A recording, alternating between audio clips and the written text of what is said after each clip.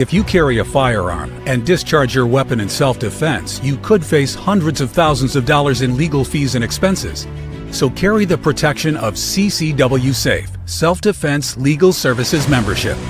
Upfront payment of all criminal and civil defense costs with no out-of-pocket for members.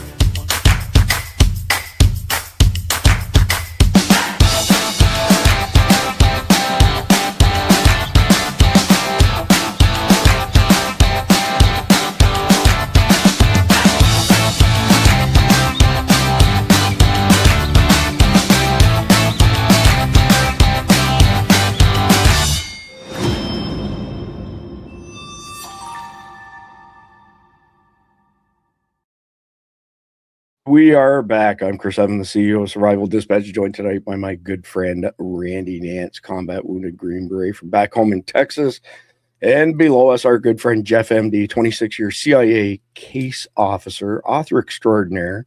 Just because somebody asked last night, those are Jeff's books behind him. It's a sampling of some of Jeff's books. He has more on the go coming up very, very soon.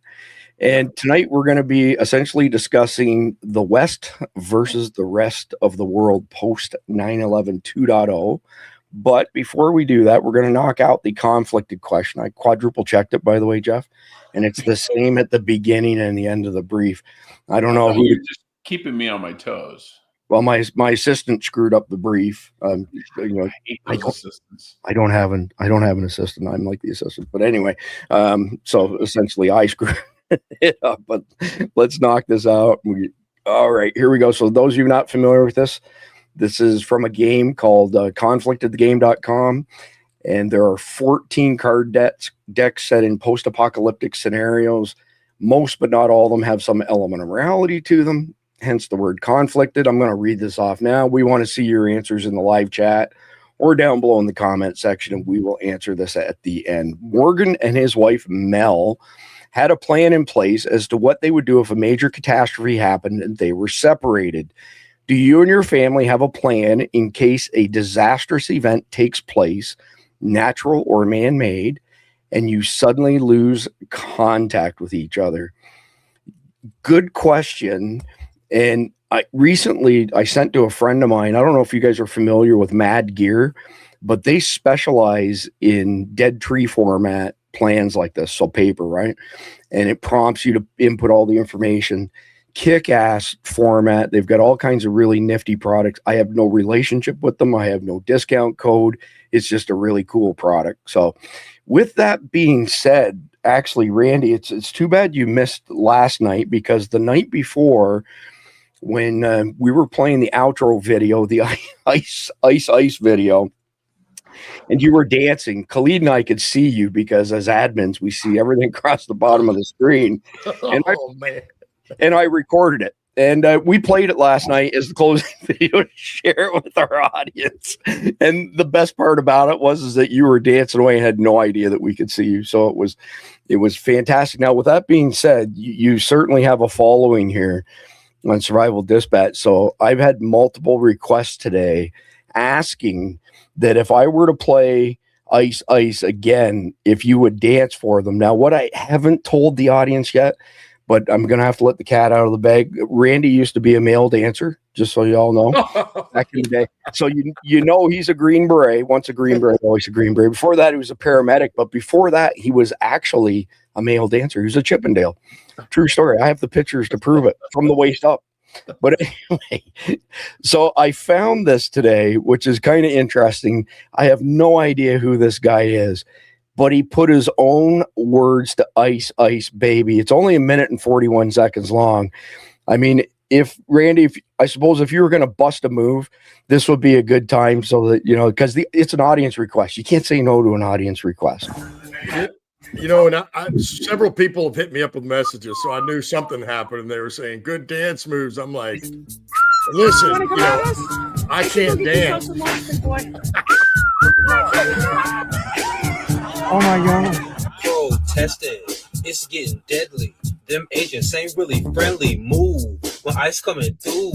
or they arresting you too. Smash windows and glass. Privilege ain't saving your ass. Smash windows and glass. Privilege ain't saving your ass. R.I.P. to a mama of 3 because she tried to run over some ICE. R.I.P. to a mama of 3. Now it's 1.5 in the GoFundMe. Lady, what the hell was you drinking? It's something in the water in Minnesota. Lady, what the hell was you thinking? It froze on the water in Minnesota. You're now under arrest. Please sit down and wait for instruction.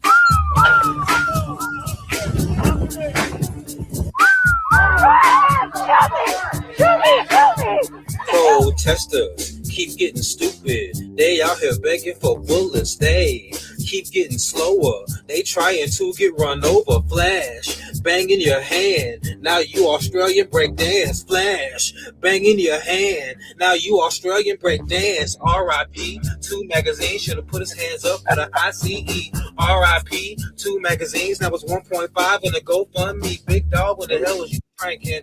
It's something in the water in Minnesota. Big dog, what the hell was you thinking? They done froze on the water in Minnesota. Dum dum dum digga dum dum. That was good. He had a good one there. Yeah, he did a great job. Okay, I just want to point out one thing. Chris, did you dance at your wedding? Yeah. Are you male? Are you male? Well, of course I'm male. You're a male dancer. Okay. So don't be ripping on Randy, man. You too are a male dancer. No, I changed my mind. I'm going by they, them. So that makes me a they, them dancer. Well, thank you, everybody. Y'all are too kind. Believe me, I know that I can't dance any better than Donald Trump can. So All right, so let's get into the sit rep here. I think we've got maybe half a dozen, which, by the way, I removed a whole bunch of stuff from tonight's sit rep because I'm going to do a special episode of the Sea Heaven show on Sunday night that is going to be on nothing but the 1,000 milligram stare. It's going to be 1 hour of nothing but pure insanity.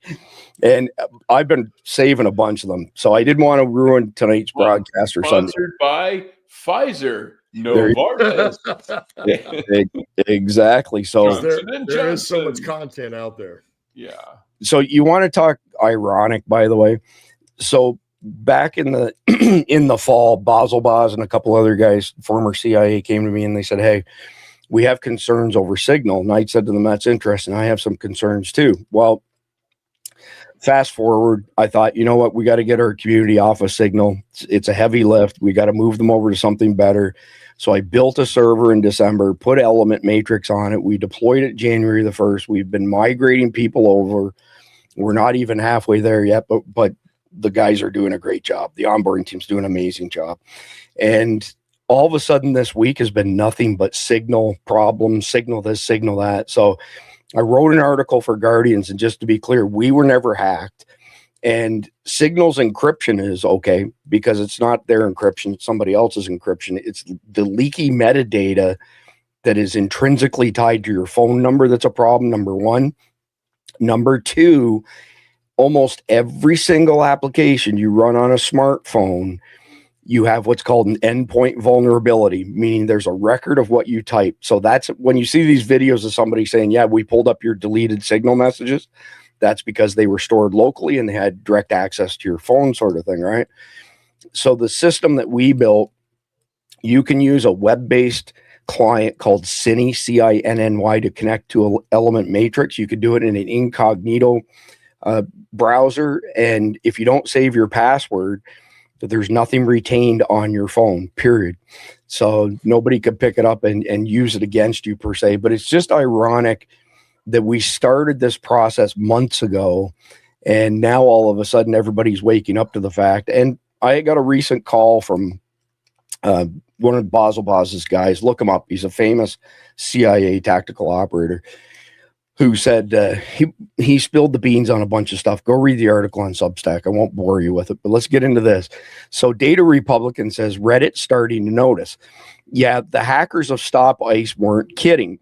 I can personally testify that the names, logins, passwords, locations, down to coordinates and phone numbers of 100,000 plus users were all sent to FBI, ICE, HSI, and more. Sherman Austin, who's the developer behind this piece of software used to track ICE agents, so on. So ICE Watch, essentially, was given time to tell his users of the security breach, but he's got the balls bigger than the brain syndrome, and he doubled down on the insanity. So these guys turned around and sent text message to all 100,000 people. Your information has been compromised and sent to the authorities. Sherman Austin is not to be entrusted and is a terrible coder. And they sent it multiple times to everybody who was part of that. So it's just interesting. Jeff, I'm going to come straight to you because you have, some background with JWIX and CIFREDAT, and so does Randy being in SOCOM. Just speak to the fact of how compromised, how easily it is to compromise consumer grade software. Well, the problem with consumer grade software, well, there's one that a lot of them purposely put in backdoors. That's why they get approved to distribute in Europe. They say you cannot sell this on the App Store in Europe unless you give us a backdoor. And intel agencies, like my former employer and every other intel agency in the world, if there is something developed in their country, their number one goal is to give themselves a backdoor to it. Now, if it's Al Qaeda using Signal, yeah, you kind of want the authorities to have a backdoor to it. But again, it's never just used for good. But and something you hit on, I don't think people realize, is the metadata. The metadata, like for your cell phone, it's not the conversation. It is that you connected from this phone with this IMEI to this tower, and you transmitted at this strength, and you hit this antenna, which is pointed in this direction, and your secondary tower was that tower, which you had to transmit at this strength in this direction. They can triangulate on it. And that's what it's about. They don't, they may not care who you call. They want to find out where you are. And that technically it's just a matter of number crunching, because if you have a tower, if you have an azimuth and a power, which gives you the distance, because your cell phone wants to save power. So it contacts a tower and it says, okay, you're my closest tower, and it's going to take X number of milliwatts to reach that tower. They don't want to go more than that because they don't want to drain your battery. And then they look for a secondary tower. If the first tower is full, I'm going to use this one, and it's going to take X plus 5 milliwatts to reach that one, and it's at this azimuth. Well, that's giving you a direction and a distance, and you have another direction and a distance. Guess what? They only cross in one place, and that's where you're standing. So they know exactly where you're standing. That's great explanation. It's just great explanation. And Randy, I mean, you're, I guess your eyes open all the time on stuff like this. So maybe you could cover for people who don't know this, what you did after you were injured as far as special operations is concerned. Well, afterwards, then I was put on a desk. That's what happened, effectively. I was moved to SOCOM, to Special Operations Command in Tampa, Florida, at MacDill Air Force Base. And then I was put into a thing called back then it was brand spanking new, the United States Special Operations Care Coalition. And what we were was basically the patient advocacy for everybody else in special operations that ended up just like I did, wounded. Now, we also obviously looked after the Gold Star families, but the person that's killed, you're not really taking care of them anymore. So, but that we covered the whole gamut, and most of it was obviously wounded folks. And that's kind of what I did there. Went from being just an advocate to then also leading the community outreach department, or the office of that. and a couple of other jobs by the time I left there. I was there for 5 or 6 years. And on the topic of what you just discussed, and Jeff's exactly right. And then you got to realize, that, you put out a civilian puts something out, the governments are going to assign teams to go figure out what that is. And, as we know now, they also lean on all these things to give them a back door. And I'm sure they will pretty much say anything to make them be able to do that if they can get any kind of information on them or even threaten their business, right? But what we have to realize, it's just like, how the police officers and detectives have tools that civilians are not privy to or have access to. Well, it's the same way in the military, and it is the same way in government work. So we're going to have different tools and different assets than you're even aware of to track all this stuff.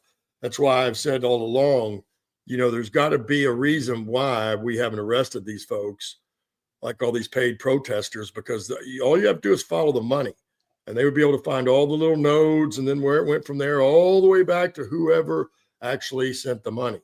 So, it's the same thing with signals. Any kind of frequency can be picked up. Point in fact, I never got to go there, but, when SF teams go to Africa, the commo guys there have to get real smart on that stuff, because in Africa, everybody is there soaking up signals, right?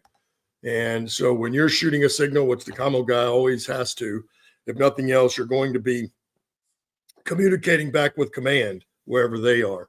And so it's one of the things you had to learn how to, not lessen the frequency, but you don't want to just beam it out in all 360 degrees out everywhere as far as it can go. So you kind of channel it. That's all I will say. But basically, you're trying to keep that signal from being soaked up from everybody around there, because in Africa, what they do is they sell it to China, and then China tries to obviously break in or hack our stuff, or like the encryption, they want to decode it. But anyway, so that's the short of it is, it doesn't matter what's developed in the civilian world and law enforcement in the military world, there's going to be professionals taking a very close look at that stuff with the tools and the assets they have.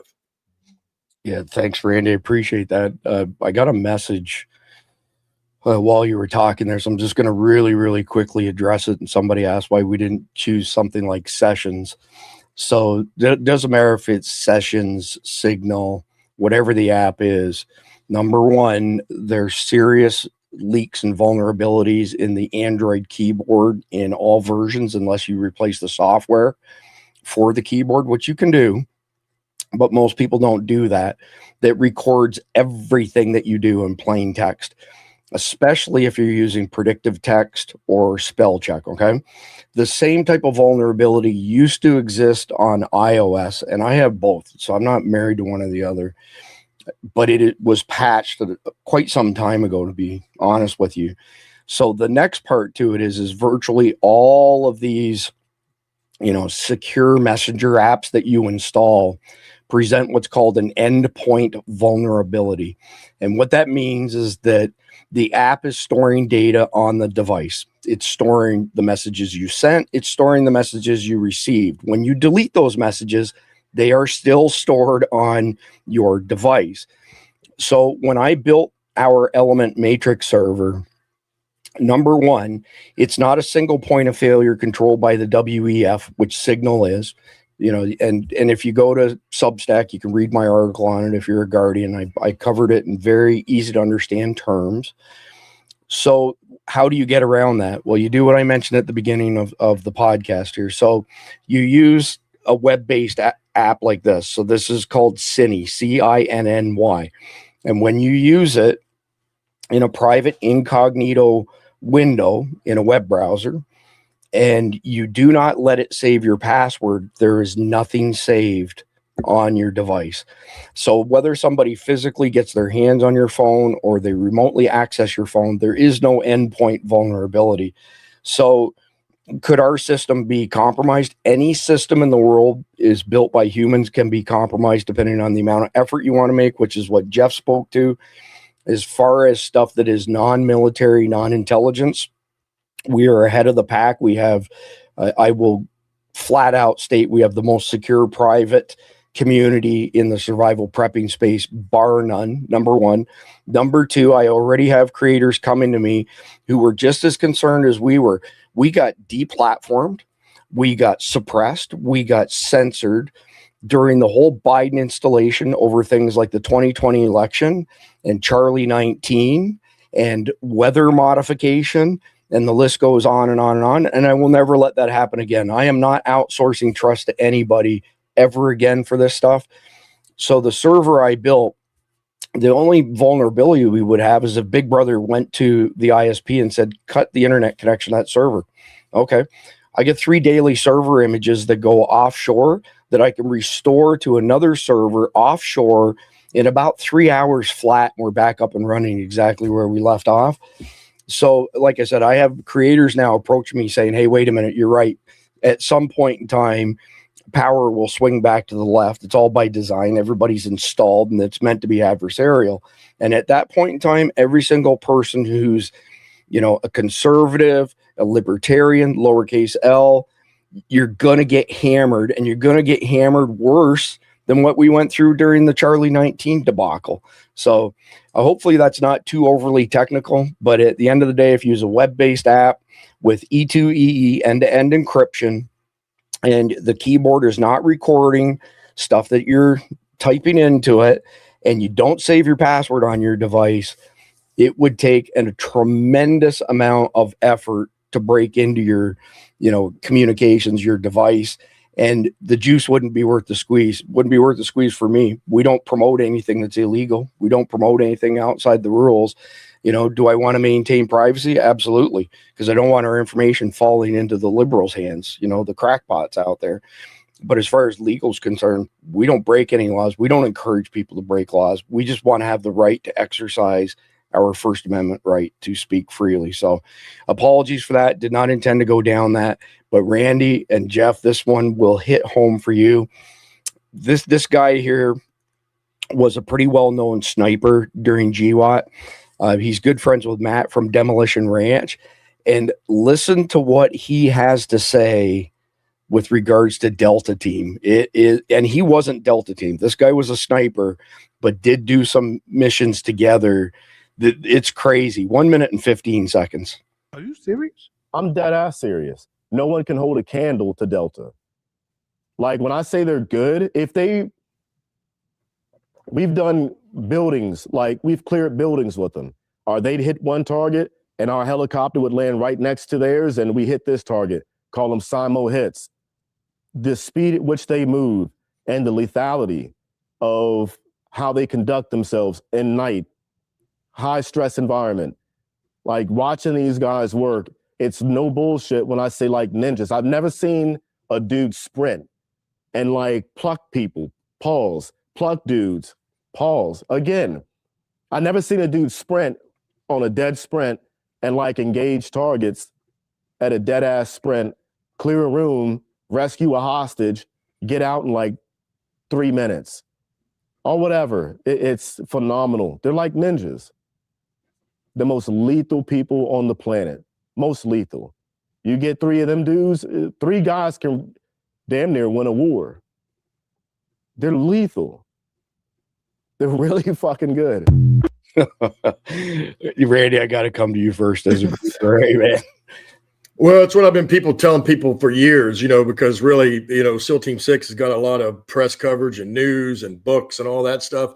And now you will see random things on social media or other stuff out there where they try to rate the top units, military units around the world. And a lot of them try to put SEAL Team 6 above Delta, but that's not even close. I mean, there's nothing wrong with SEAL Team 6. Those guys are badasses and professionals too, but they are not CAG. They are not Delta Force. And my biggest proving point was always there have been plenty of SEAL Team 6 guys that have come and tried out to go to Delta, right? Not all of them made it. Some of them did, though. Some of them made it, and they served in Delta. But there has never been, and there never, ever will be, one Delta guy that ever went and tried out for SEAL Team 6, ever. It hasn't happened. It will not happen because it's taking a step back. And to further the point, what he's talking about is because the CAG dudes are now professional shooters. And professional shooters are the ones you see at trick shows where the guy's got a shotgun that he's shooting with either arm, just one arm, popping even aspirin out of the sky, right? With no problem. And it's because they shoot 50 or 60,000 rounds a year. So when you hear that guy talking about them sprinting and still taking out targets, that takes a lot of practice and repetition to be able to do that. To even be able to start moving faster, even at a jog, takes a little, there's a learning curve there, folks. So when he talks about that, these guys are straight up like machines. They move, shoot, and communicate like no one else on the planet. And if you don't believe me, there's a new documentary out. I can't remember the name of it. It's been out a little bit, but it's about Mogadishu, right? But however, this one's, I think there's like 3 or 4 episodes, and it goes through, and there's 2 or 3 of the CAD guys that were involved in it then that obviously are still alive today. And then they had a few of the Rangers. And listen to what those Rangers say. Like one of them talked about when right after the first helicopter went down and all hell broke loose out on the street for them. He said he was standing there. It was the first time he'd seen a person shot in the face, and it was a CAG dude that was right next to him. So it was the most violent thing he'd ever seen in his life. And if you've ever seen somebody get shot in the head, you'll know exactly what he's talking about. However, what he said afterwards was more profound to me. He was like, man, he's like, I was worried because these CAG dudes don't make mistakes ever. And if they're getting killed, what does that mean for us? And he's exactly right. So, I agree with him that Delta Force is the best and the top tier military unit on the planet. And, they don't do everything that Green Berets do, but they do a fair part of it. And then they have all the clearance, so to speak, as, the president can call and tell them when to go or not go. You don't get that at any other unit. It's at that tier 1 level. And then the technology and everything that they have access to gives them even much more of that advantage. And as everybody just heard about the Maduro raid, those people don't even know what happened to them. Right. 20 guys went through there, and we know they killed at least 90 dudes. Those 20 CAG dudes killed at least 90. Some are saying a couple of hundred, and not even one of them was wounded. So that's what I'm talking about. Machine. Pop, pop, pop, pop, pop, pop, pop, pop. The highest number I've seen quoted, again, I have no way to prove the veracity, Randy, was 300 baddies killed by Delta Team. And I got a question for you also, but for the audience, CAG stands for Combat Application Group. These guys are killing machines, and there literally is nobody who compares to them. But have you ever seen Delta Team play cowboy golf? I don't think so. Okay, look it up. So basically, you have a Delta Team guy standing on a golf tee or standing somewhere on the grass who has a weapon on the ground and has a golf club in their hands, and they hit the golf ball, they drop the golf club, they pick up the weapon, and they shoot the golf ball out of the sky. Yeah. And I've seen guys do it repeatedly where it's just like, short of a machine, there's no freaking way. Well, so it takes a lot of practice, a lot of repetition. There are natural, gifted shooters, but that's such a small percentage of the planet. It's, most of this is a learned skill and a lot of repetition. These guys are incredible. Jeff, without violating any confidentiality and stuff, give me your thoughts on Delta Team going in and paving the way for your guys to go in after the fact. You're on mute, Jeff. Sorry, my mic was on mute. My system wasn't. Delta, I know I have good friends who are SEALs. I have friends that were Delta. I cannot say who was better in combat because I'm a wuss. I wasn't in combat with them. Hell no, I'm going to be in the rear. But they are, both groups are incredible that you can't imagine. And the mild story I have to tell about it is before I went to Afghanistan, I was going through the Glock qual. And our guys that were teaching us were they're all former SEALs, former Rangers, former Delta, all that, but they've gone quote unquote civilian, meaning they worked for the agency at the time because we paid better. And we're going through and we're, basically hitting our targets, blah, blah, blah. We're nothing special. We're just peons. But and then between sessions, the instructor, we're all huddled around, he's talking to us. And one of the instructors, the firearms instructors, is down and he's shooting. And I'm like, what the hell is he shooting at? He's down on the range. And because there's no targets up. And then it dawned on us, there was a rubber band about this big that was holding the targets. Well, the targets are down, so the rubber band is hanging. And he's at, 15 meters, 20 meters. And he's shooting, and the rubber band is going, blah, blah, blah, blah. He's shooting the frickin' rubber band. And he's just bored. He's just, okay, And we're like, holy shit. And they're like, well, yeah, that's what happens when you shoot 5,000 rounds a week for your entire freaking life. And that's what those guys, you talk, Randy said repetitions. That's what they're talking about. These guys can hit, they can shoot the toilet paper off a fly's ass at 30 meters and not even think about it because they've just done it and done it and done it and done it. And they are really, really good. Yeah. It's two quick things I forgot to mention about Delta. Number one, there is no publicly accessible database of who is or who was Delta Team. It's kept very, very quiet. And the only reason I'm mentioning this is because I have permission to, but Mike Glover was in Delta Team. So that tells you the level that Mike Glover was at, number one. Number two, a lot of people aren't aware of this either. Randy kind of alluded to it. When Delta Team shows up on site anywhere in the entire world, they have operational command the second they step on site. So if they were deployed domestically because of a terrorist attack, everybody, federal law enforcement, local law enforcement, everybody falls underneath them. They are in charge. So pretty impressive. So much so that, luckily I had a team sergeant that was on the SIF teams, right? And the SIF teams also work with CAG and Delta in theater, right? They set in on the objective first, we'll say. And my team sergeant had been on there for years.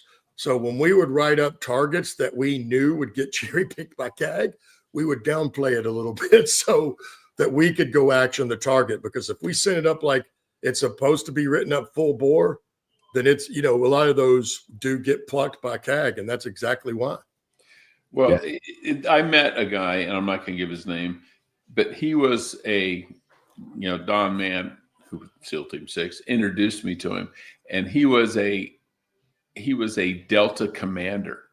And when word got out that he was a commander in Delta, all the other SF guys and and SEALs and all that in the group were like, "We're not worthy. We're not worthy." And he was the most low key, the nicest guy. You would think he was your local insurance salesman. Not, not boastful, not bragging, just a regular dude. But everybody else was like, oh, holy crap. Not the guy you want to screw with. Yeah, it's probably the guy that once he went through Ranger School. And look, people, Ranger School is hard and they're not easy on anybody. But from what I heard, they were all afraid of this guy. So they let him sleep whenever he wanted to. He ran the missions. They just let him go through and get his Ranger tab and nobody messed with him. But I'll tell you, if you want to look into some of it, he passed away a few years from cancer a few years back. And I can't remember his real name now, but I do remember his pen name because it's Dalton Fury. And if you look up the Dalton Fury books, I think he wrote 3 or 4. But one of them he specifically wrote because he was the commander on the ground over the CAG guys in 2001 and early 2002 when we just barely missed bin Laden. Yeah. They kind of took the heat for it, and he wasn't happy about that. So he put out his point of view of that whole thing, and it's a great book. So look it up, Dalton. Well, you get the legends, and there was one that I had the privilege of working with. He worked for the agency back, and this was early 90s, so this is a million years ago. And he had been he had been, he'd been Green Beret and all that. He'd been in Vietnam forever. He had fought in the wars in Indonesia. But he was the nicest, most low-key guy in the world. And my brother, who was Special Forces, I was talking to him. He goes, "Wait, you worked with Dutch?" I'm not going to give his last name. And I go, "Yeah, he was my, my platoon, leader when we were doing small unit tactics." And he says, "You don't understand. When he was at Bragg, if he walked across the parade ground and there was, this unit of SF guys going, they would do this and go around him and then go." And they called them the Black Hats, and they just wore a hat with no insignia, no nothing, because they didn't need it. And everybody knew who they were, and they didn't screw with them. Yeah, that's awesome. And of course, Don Mann is a friend of all of ours. Just to come back to Don and the SEALs, there's different skill sets, right? The SEALs typically, not always, but typically there's a water component to it. But Delta have special skills when it comes to the killing side. Nobody kills like Delta Team. They're just off the chain. So with that being said, unless you've been living under a rock today, you know that there's been a shit ton of documents released finally on the Jeffrey Epstein stuff. And now you can see why Bill Gates has been begging Trump and before that other administrations not to release the Epstein files on him. Get this into you. The new Epstein file dump reveals Bill Gates was begging Jeffrey Epstein for antibiotics to discreetly slip to his then wife Melinda after Bill contracted STDs from sex with Russian girls. Nick Sorter says, WTF, Gates also reportedly sent a description of his penis to Epstein, the emails reveal. Bill Gates and Bill Clinton are some really disgusting pigs. And here's the email right here. To add insult to the injury, please delete the emails regarding your STD. Your request that I provide you antibiotics that you can surreptitiously give to Melinda and the description of your penis. You also made it clear to me that I am not to refer to, and it must be the Russian hooker, as that is another topic that must remain between the two of us. And it starts off up here. It's from Jeffrey Epstein, Bill Gates. Dear Bill. Oh, my God. Randy, I'll come to you first for your thoughts on this. I mean, just confirms what we all knew. What I find out so ironic is every time more of this gets released, you don't ever hear any questions about Bill Gates. You don't even really hear about Clinton or any of these. All they still keep screaming. All I hear on Facebook all day is, "Whoa, Trump this." And, now over the last week, I have seen several people. One of them has been a family friend for like decades. This guy's completely gone off the reservation. And he is convinced that Donald Trump has slept with 12-year-old girls and is a pedophile. And when you try to say, where's the proof or show the proof, there is none, of course. And I always go back to, if he was guilty, they would have put him in prison between 2020 and 2024. They would have absolutely charged him with everything they could have if he was guilty. But the fact he isn't, but then they'll come back and say, well, it's just because they removed it. They took all that out. But they won't say anything about all this information. Heck, I heard last week there's stuff in there about Tom Hanks being on the Lolita Express, which is what his plane was named, right? When they killed a kid. And there's video evidence of it. So all these people that have been involved in it, but Trump is probably one of the only ones that haven't. And if it turns out that I'm wrong, I will be the first to admit it. And if Trump is guilty of doing that, I think he should go down just like the rest of them. I just don't think he is, because I am certain, and it should be common sense, they would have charged him during Biden's term, or Biden's term. They would have done more than charged him. They would have locked him up for life at the very least. We least. wouldn't even be talking about it anymore, Chris. It'd be over and done with. Yeah. If there was anything to incriminate Trump in those files, they would have used it. There's no way in hell they would let him get elected president of the United States if they had that golden dagger in their back pocket that they could have, that was a silver bullet for a werewolf, for Christ's sakes. And they didn't pull it and they didn't fire it because they didn't have it. Bingo. Yeah.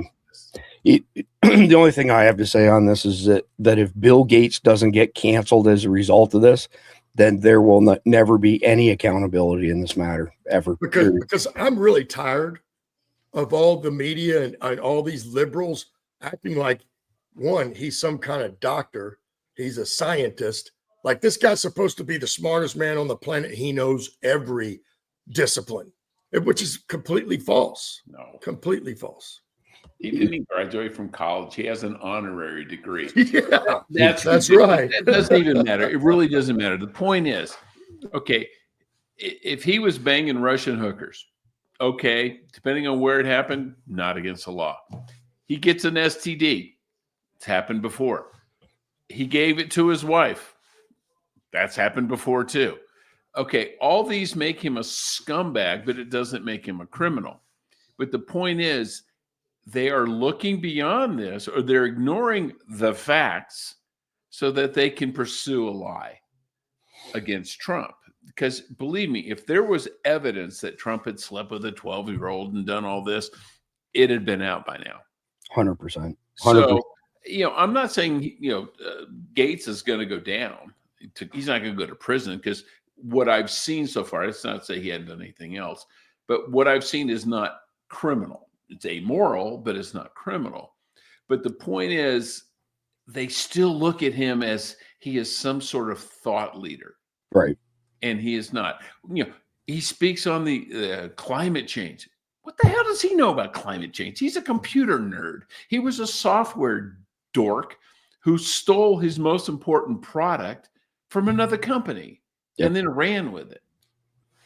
Well, and broke the law multiple times in the process of doing that. I mean, as the CEO of Microsoft, I'm sure he broke a lot of laws. Well, he was convicted under the Sherman antitrust laws. Yeah. So keep in mind that I was an evangelist on this particular topic at Sun.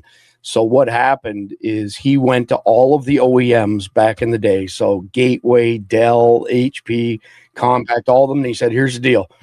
You pay me $50 for every machine that you ship for a Windows license, and you'll get the same price as everybody else. But if you only put Windows on some of your computers and not all of the computers, you owe me $150 per Windows license if you put any competing operating systems on computers. He got convicted of it. It's against law, Sherman antitrust laws.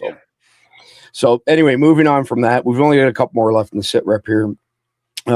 It's official. Former CNN anchor Don Lemon has been arrested by federal agents in Los Angeles in connection with the anti-ICE mob that stormed a church in Minneapolis during a Sunday service. Terrorizing churchgoers and children is not okay. Okay, so he got arrested, he got booked, he got released with no bail. I'm not holding my breath on any accountability for any of these freaking scumbags, because I'm like 10x black-pilled at this point in time. David Spunt and I getting this breaking news from multiple law enforcement sources just minutes ago, confirming that former CNN anchor Don Lemon has been arrested by federal agents in Los Angeles just after midnight this morning at a hotel. This obviously all in connection with that storming of a church in St. Paul, Minnesota by that group of anti-ICE agitators. Now remember, the feds had gone to judges to try to get Don Lemon arrested before. They went to a magistrate judge in Minnesota who didn't sign off on an arrest warrant for him. Then it went to a judge above him. He didn't sign off on an arrest warrant for him. Then it went to an appeals court. They also decided not to sign off for an arrest warrant for him. So there was experts who were predicting that perhaps the feds would go to a grand jury. It remains to be seen if that's what happened here, but we can confirm that Don Lemon was arrested in Los Angeles by federal agents just after midnight Los Angeles time at a hotel. Now, typically. So I'm going to go ahead and stop it there. Let's do our first audience poll. So for those of you who believe Don Lemon and Diddy are going to be cellmates at some point in time, put a 1 in the live chat. If you think, on the other hand, it's not going to be Diddy and it's going to be some guy who weighs 300 pounds named Bubba, put a 2 in the live chat. Just which way y'all think this is going to unfold. Randy, coming to you first. Thoughts on Don Lemon even being charged? This guy's such a piece of crap. Well, all the judges he talked about that declined it were all activist Democrat judges that shouldn't be on the bench anymore anyway. we really need to clean that judicial group, those federal judges out, man. If they're an activist, they got to go, because they're not they're putting political issues over actual law. So we can't have that. And Don Lemon, I mean, God, we all hate the guy because he's such a liar and he's such a scumbag, and he has no problem saying any lie, no matter how egregious it is, on live TV, and no one holds them accountable. So I hope they do. You know, we see all this other stuff, and now, you know, Maduro's singing like a canary. My problem with it is, because it looks like accountability is coming, but I'm going to stick to what I've said all along. When the chips start falling, and the people that are actually responsible, and even some of them that we know, the famous names like Clinton, the Obamas, and a few others, the Bidens, all them, when the law starts focusing their direction, we're going to see some real conflict. They will go to any lengths. So Don Lemon's just a part of it. I hope we do charge him. You know, I think Don Lemon would find that prison isn't that bad for him. Yeah, like he's actually, there's a pretty funny meme out there with Kermit the Frog bending over, pulling his back end open to like about this big, and it says Don Lemon's mugshot. I'll find it for you while Jeff is talking. It's because it's that funny. But yeah, actually, I saw there was a joke out before he got arrested where Don Lemon is complaining, saying, "What does a guy got to do to get arrested and sent to prison?" There's two. You know, should he be convicted? Absolutely. This whole "I'm a journalist" is nonsense. It's one thing to cover a bank robbery. It's another thing to go in with the bank robbers, hold a gun on the customers and then drive the getaway car. That's not journalism. You're part of it. Do I think he's going to get convicted and sent to prison? No. The reason why? He's going to be tried in Minnesota. It's going to be O.J. Simpson all over again, no matter how much evidence you have that he did exactly what he did, even though they will have video of him saying he did exactly what he did. You're going to get jury nullification because it's Minnesota. Yeah, I can't say that I disagree with you at all. And I'm still hunting for that Kermit meme. I'll get it in a second here. So this one is really crazy. This is 15-minute cities that we've been talking about for years now. And we've seen all these pieces of the puzzle rolling out. Listen to this one. I won't play the video. I'll just read this off to you. Oxford just capped how often residents are allowed to drive. So obviously Great Britain. You now get 100 free days per year passing through camera-controlled zones. Go over that and you get automatic fines from the city council. Expanded areas, as few as 25 days a year. This isn't a one-off. It's a preview. Under C40 Cities Climate Leadership Group planning targets meet 16 kilograms per person, so 32 pounds per person per year, with long-term goal trending to 0. Flights by 2030, 0 to 1 short-haul flights per person per year. Cars, sharply reduced private use inside cities. Officials call it sustainability. Critics call it managed movement and consumption becoming policy. At the same time, multiple U.S. cities are studying similar traffic restriction models. Bill Gates, Gates-backed smart city is already building core infrastructure in Arizona, full build, still years out. Climate progress or Hunger Games. This is all the 15-minute city tied to a social credit score. This is the WEF globalist wet dream, Agenda 2030. Randy, I'll give you first crack at this one. Man, that sounds crazy, doesn't it? Like 100 days. There's 365 days in a year, as we all know. In 100 days, you can drive. I mean, what are people going to do for work and all that kind of stuff? So this is ridiculous. And, but I have no doubt this is exactly what they had planned, not just for there, probably for the entire globe. And because it all, as I think you mentioned, it all centers around this green thing, that we all know is a bunch of bull crap. Global warming, we just have to look at, what in the 70s, right? They thought we were going to go into or maybe it was the 60s. It was ice age. Then it was we were going to run out of oil.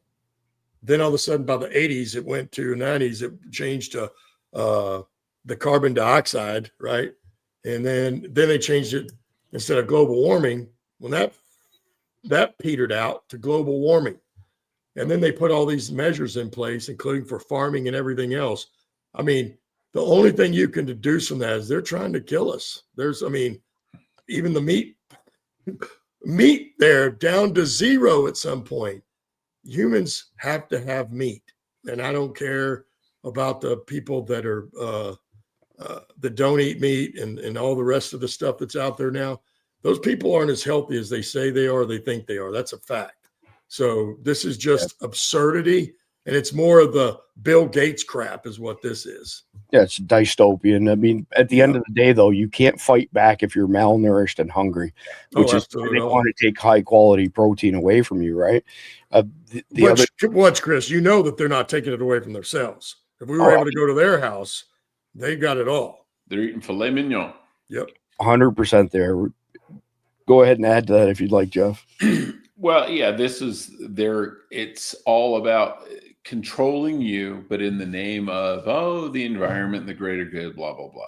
No, it's not. It's about controlling you, plain and simple. And, they're one of their big things, it's funny, my wife and I were talking about it this morning, why one of the reasons they hate coal so much is because coal is flexible. If you have a coal plant, you can stockpile physical coal. You can pile it up. You can have 3 months worth of coal right there, so that if something goes bad, that plant can still function. Now, if you have a gas plant, no, you can't, because you still depend on the pipeline to deliver the gas, the fuel, to the boilers or to the furnaces to generate the power. That's why they don't like coal, and that's why they don't like nuclear, because they keep running when everything else fails. I mean, we used to have a power plant here in Tucson. I was on the south side of town, and you would drive by it on the interstate, and they had these huge mounds of coal, and they would have a couple of 3 months worth of coal just stocked up. That is a plant that's going to keep running no matter what. You don't have that today with everything else. So they can't control that. When they can say, we have to turn off your air conditioners because there's not enough pressure in the gas pipeline. We've got to turn off we had to shut down the nuclear power plant so you can't heat your house in the wintertime. It's all, and then they will allow power into areas that they deem compliant or supportive, and they will deny it to areas that are like, go screw yourself. Yeah. Nothing is without motive. 100%. Intention drives everything. So I would add to that the whole climate change, shtick, for lack of a better term, is to create a boogeyman that we have to unite behind to save the world. And the only way that we can truly save the world from this boogeyman being climate change is one world government. Yeah. It's the only way we can do it. And you have to give up your freedoms for security. 100%. Well, which is the same old, right? First thing you do is decide what you want. Next thing you do is decide what you're willing to give up to get it. How many times have you heard these woke, left-wing, progressive, communist pieces of crap say, well, if it saves just one life, just one life. So we're going to strip all your civil liberties. But if it saves just one retard, well, it was all worth it, right? Some Darwin candidate retard. All right, last one in tonight's sit rep. This is insane. Dad tests Tom's Natural Kids toothpaste lead test, turns purple on camera. His kids were sick for weeks, and it all comes back to this all natural toothpaste that is full of lead. Listen to this. My blood is absolutely fucking boiling right now. If you're a parent, whatever you do, do not buy this fucking toothpaste. My daughter's been getting headaches for the past 2 weeks, and we literally sent her to the doctor. They couldn't figure out what's going on. We have no idea what's going on. She's been going to the nurse multiple times a day, and come to find out, the videos that I've seen on TikTok are all fucking true. There's literally lead in this toothpaste. I tested out all these other toothpastes to make sure that they were fine and they were clean, and none of the other ones came back with lead. But sure enough, the one that she's been using for the last 2 weeks, because I thought that it was healthy, I thought it was the healthier choice, that I would give her some clean toothpaste that didn't have all these artificial ingredients. And lo and behold, it has fucking lead in it. It's lead. It's full of fucking lead. This is insane, Toms. I've been giving my daughter fucking toothpaste and my son toothpaste full of lead. And they've been going to the doctor with headaches. They've been going to the nurse with headaches every single day. Well, thoughts on this one, gentlemen? Go ahead, Randy. Well, the first thing I thought was, boy, this is kind of like the legislation and all the bills that and all the things that we've seen Congress pass over the last 20 years, right? Well, like the Inflation Act. But it actually caused inflation. It didn't prevent inflation. This stuff's supposed to be good for you or healthy, but then it's got all this lead, which will kill you. Lead poisoning will kill you. So it's pretty crazy. Yeah, to say the least. Jeff, I mean, this is downright criminal. Yeah, it should be. And they should, there's federal laws dictating, lead exposure in products, and especially food products. But people don't realize, lead has a lot of negative side effects, obviously.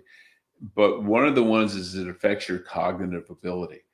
And that's why the whole thing about little kids eating paint chips back in the day when lead-based paints were used, extensively, because it causes a severe drop in IQ because it screws up your brain activity. And there's actually a good theory, I think, about what happened to Rome. Why did Rome fail? It's because as they got more affluent, one of the things they pursued was running water. And in Rome, the pipes were made of lead. And lead in Latin is plumbum, which is where plumber comes from. And so the wealthy could drink they drank running water in their homes, but it was contaminated with lead. And they also used to put lead in their wine to sweeten it. They didn't know that lead had this effect. So you basically had a country where the ruling class or in the intelligent class poisoned themselves, and they did it in such a way that it made them stupid.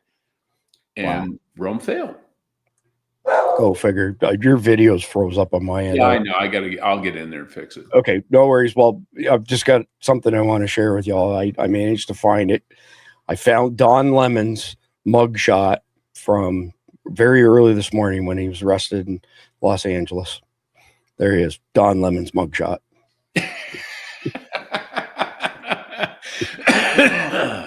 Now that's hilarious. Just saying. All right, so that's it for tonight's sit rep. Now we're going to get into the main topic of the night. Quick reminder that our friends at wasatchwagyu.com, I'm going to put this in the comment section down below or the live chat. Their 25% off sale ends tonight at midnight.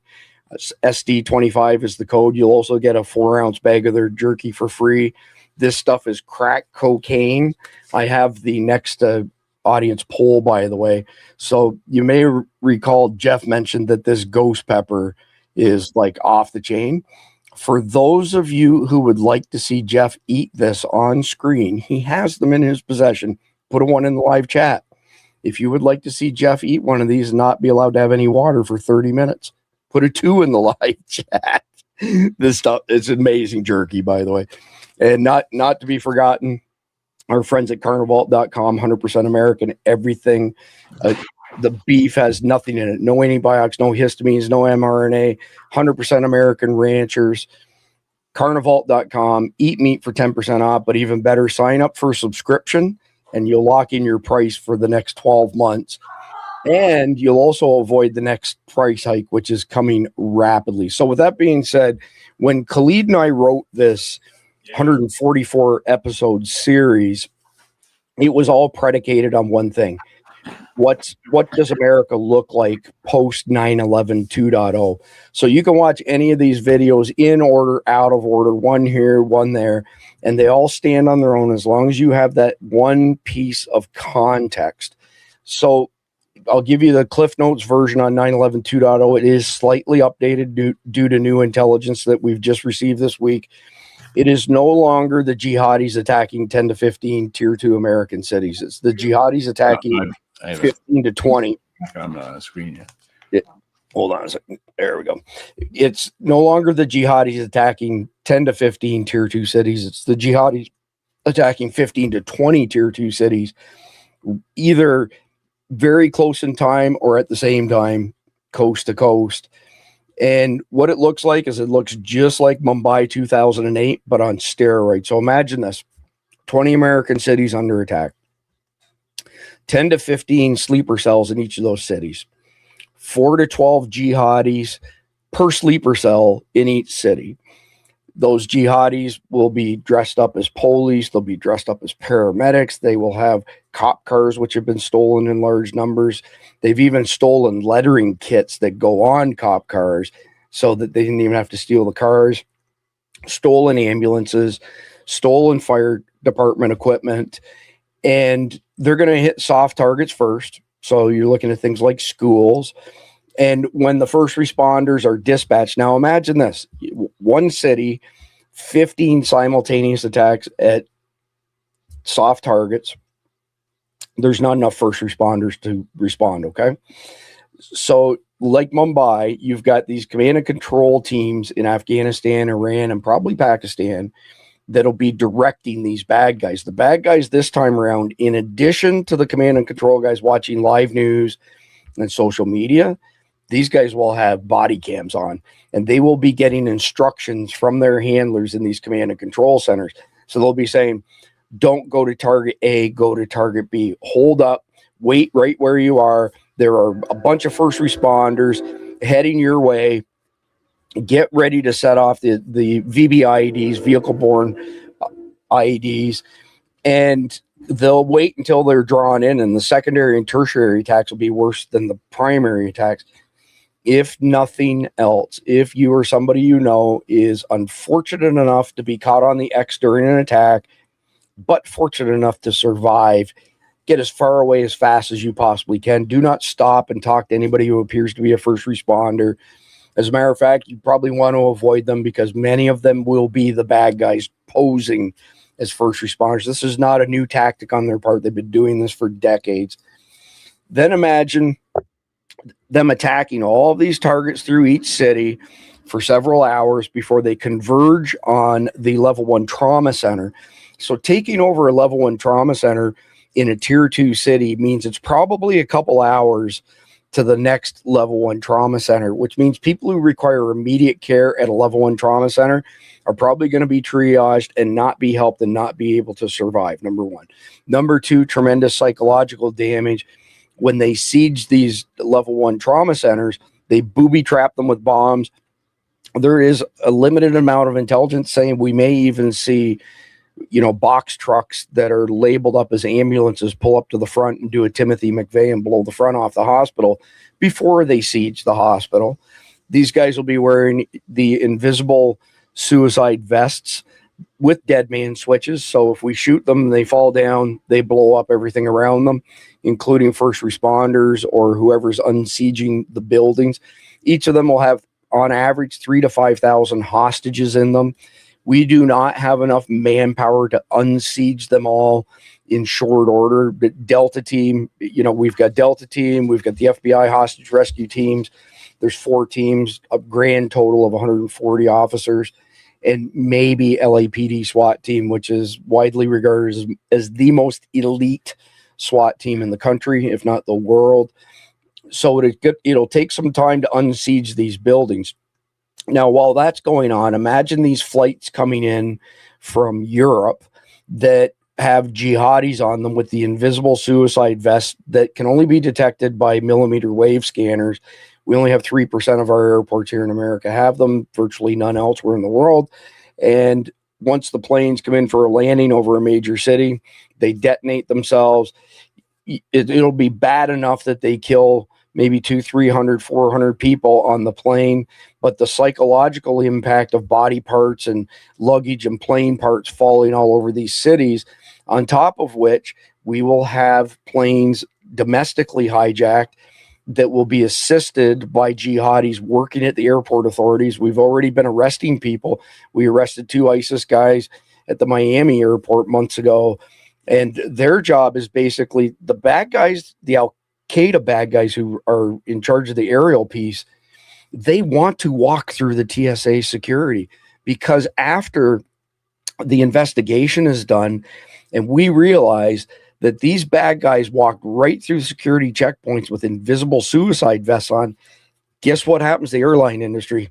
The whole thing is shut down until we can 100% ensure that nobody can get through TSA security points with these invisible vests.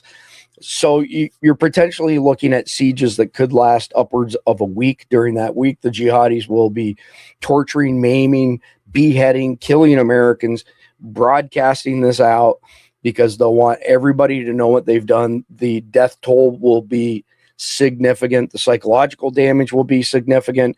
You will have people who will refuse to send their kids to public schools. You will have people who will refuse to go to work. There will be a massive economic hit. There will be a massive hit to supply chains, especially food supply chains, which is why we keep harping on, you got to stack up. You got to do whatever you possibly can. If you have a limited budget, buy what you can. Buy extra water. Buy extra stuff that's not super expensive, beans, rice, those sort of things.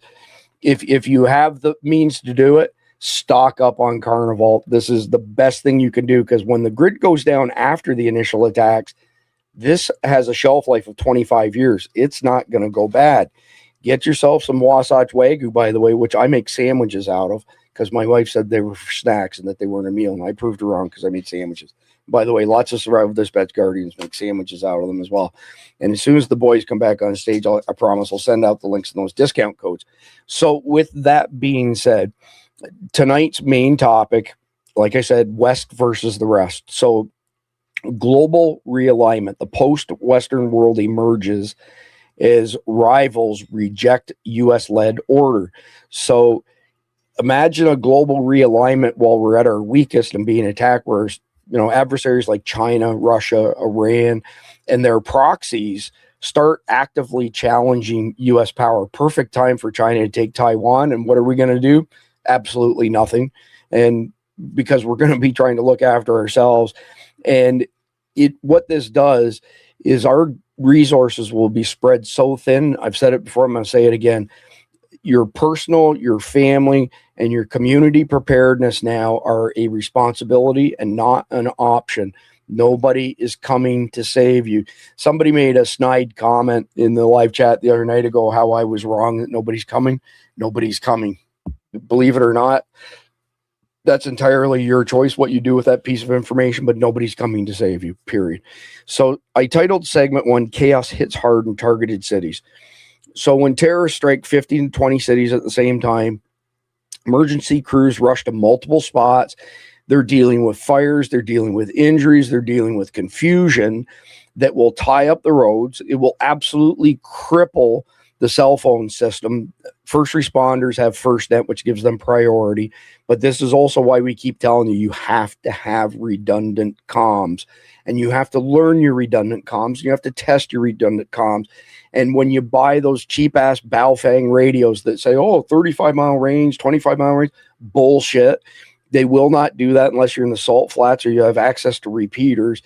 I know multiple people who've bought them, turned it on, okay, turns on, put it in the drawer, expecting that when the shit hits the fan, that they will have comms that'll cover off 35 miles. Ain't going to happen. You're going to get a mile and a half, maybe 2 miles in an urban environment. In a rural environment that's got lots of trees, put it this way, all of the bands that are used on those radios are VHF or UHF, and they both have the inability to penetrate objects like trees, buildings, etc., etc. So bottom line is, and we preach this with all types of calamities, the first few hours is the best time for you to react, because after the first few hours the reality sets in and the sheer scale of the attack sets in, you're going to have people completely losing their mind. And the hospitals that have not been taken siege, they're going to fill up fast. you're going to have strategic power outages, grid outages, whether they be kinetic attacks on power stations or logical, meaning cyber attacks, which is they're going to do that sporadically to essentially create, traffic jams, getting people all stuck together in one spot. But they're going to keep those things going because they want everybody to know how terrible things, what the terrible things are that they're doing to their hostages. So I'm going to bring the guys back on stage here. Jeff, I'm coming to you first on this one. According to Khalid's intelligence, we're looking at the attack window. Oh, there it is. There's the ghost pepper. What did we decide? What did the audience decide? Was it ones or twos? Oh, golly. There were some of both. The ones might have barely got it, but there were quite a bit of twos too. Holy crap, Jeff's getting after it. Somebody start the timer here. I got 2012 for the time. So 2042, he can have some water. Anyway, backing up to that, Jeff, while you're burning up with the ghost pepper, which does taste amazing, but boy, howdy, it's hot. The attack window that Khalid has updated is imminent. So it opens imminently through to the beginning of Ramadan. And if we don't see any attacks by the end of Ramadan, then we'll reopen at that particular point in time. But he's pretty convinced that with the intelligence that he has, what's going on here with the Antifa and the peaceful protests, it's probably going to happen sooner rather than later. So my question is there anything that communities can do as far as first responders are concerned to make changes or improvements to their emergency systems that quickly, or is that unrealistic for this short of a period of time? On an institutional scale, it's unrealistic. That kind of change takes time. Sadly, you think it shouldn't, but it does.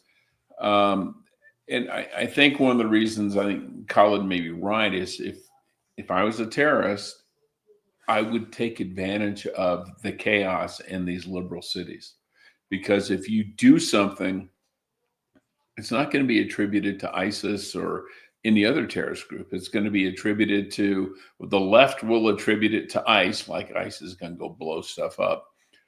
And the right will, understandably attribute it to Antifa and the left because they've done this kind of crap before. And what that's going to do is it's going to increase the amount of chaos and confusion initially until they figure out that, oh crap, it's neither one of the two. It's a third party, in this case, the terrorists. And that's going to delay all the responses. It's going to delay, how they react to it, everything else, because they're going to be looking at the wrong people. Yeah, great answer, Jeff. Great answer. So, Randy, I've mentioned it before, but I'll mention it one more time. Randy, at one point in time, was an Echo when he was a Green Beret. So that stands for he was the comms guy for his team. And Randy, I'd like you to speculate on how communication breakdowns affect the rescue efforts, because you were also a paramedic after you were a male dancer, before you were a Green Beret. So I want to hear your perspective on the effects of comms going down on you guys when you were a first responder. Well, I got to answer first. There's Mach 1 Babe 33 just put, Jeff should look like he has a sunburn in 3, 2, 1, but he doesn't yet. He's doing pretty good. Yeah. So, it doesn't matter what you're doing, right? What we're doing right now, we're communicating without all these devices, without us being on the internet and through whatever apps and all that other stuff, we wouldn't be communicating right now. None of this information would be getting out. That right there is how important communication is. It doesn't matter if it's in the battlefield or if it's on a rescue site. If you have no communication between all the different arms, including the command and control, all the way down to the little foot soldiers or your ground pounders, there's just nothing but confusion, right? It's just like in the story in the Bible, right? When they were building the tower and they thought they were going to build it all the way to the heavens. And then this is when God said, well, okay, now, boom. And then everybody had a different language. What happened? The whole project fell apart because now no one could communicate. So again, like for rescue efforts. I mean, how are you going to know where to go and not go? If there's no communication, if you're not able to communicate or pass along information, like where the bad guys are, where your patients are, where the recovery needs to be focused on. Again, then coming into where are we keeping the public? Where are the neighbors at? Because again, it's just like a crime scene. You're going to have where they're going to keep certain areas cleared out from people just piling in there and doing whatever, and even just staying around. But you got all that comes through information. And if you can't communicate with each other. Again, everything just goes into confusion, and then people are doing their own thing, and here and there, a lot of time and money would get wasted. Probably lives being saved would be hindered. I mean, it's just overall, it would be leading up to the worst case scenario, in my opinion. If you don't, that's how important communication is. Like, let's just take the battlefield, for example. Even back in the day in the Civil War and previous to that, the generals would sit up on the mountains or the hills so they could watch, right? And then they all had signals. Why? So that they could direct their troops on the ground. A rescue, this level of rescue mission would be no different. It would be very much like that, but hopefully without, gunfire erupting between the two sides. At some point, hopefully we've eliminated the bad guys and you don't have to worry about that. But again, it comes down to how are they going to know where to go? How are they going to know how many people there are, what their needs are going to be, what they're actually going to need more of, and then how you're going to report back how that's going if there's no communication. So with communication shuts down, all you're going to see is a ton of confusion and, people going crazy. Well, it looked like Baghdad 2003 all over again. Yeah, absolute chaos for sure. So moving into segment number 2, which I titled Borders and Cops Get Overrun. So with these attacks underway and law enforcement shifting focus to trying to hunt down these jihadis, interdict them wherever they have hostages, there will be resources coming from the border to help these cities, which will allow more threats to come across the border, which Khalid has been warning about, that these guys who were released in Syria, these ISIS guys released in Syria, they didn't break out. They were released. His group is already tracking them, buying European passports, making plans to come to America. I mean, we could have one arrive at any particular point in time and launch a lone wolf attack, which could be, kick off the dominoes. But when 9/11 2.0 happens, it's not a one and done.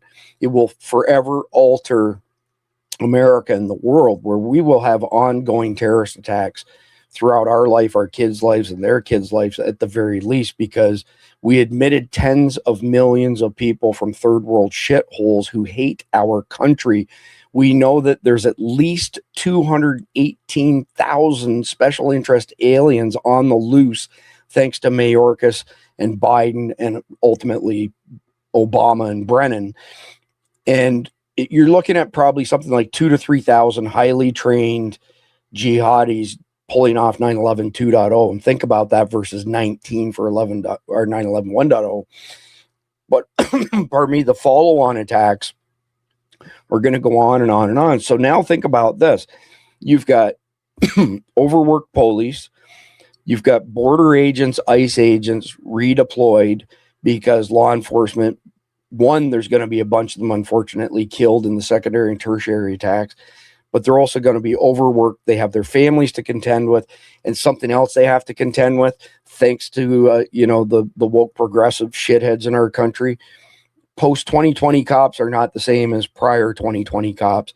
So when we had all the villainization of police, defund the police, we had droves of highly competent and long-term law enforcement officers leave.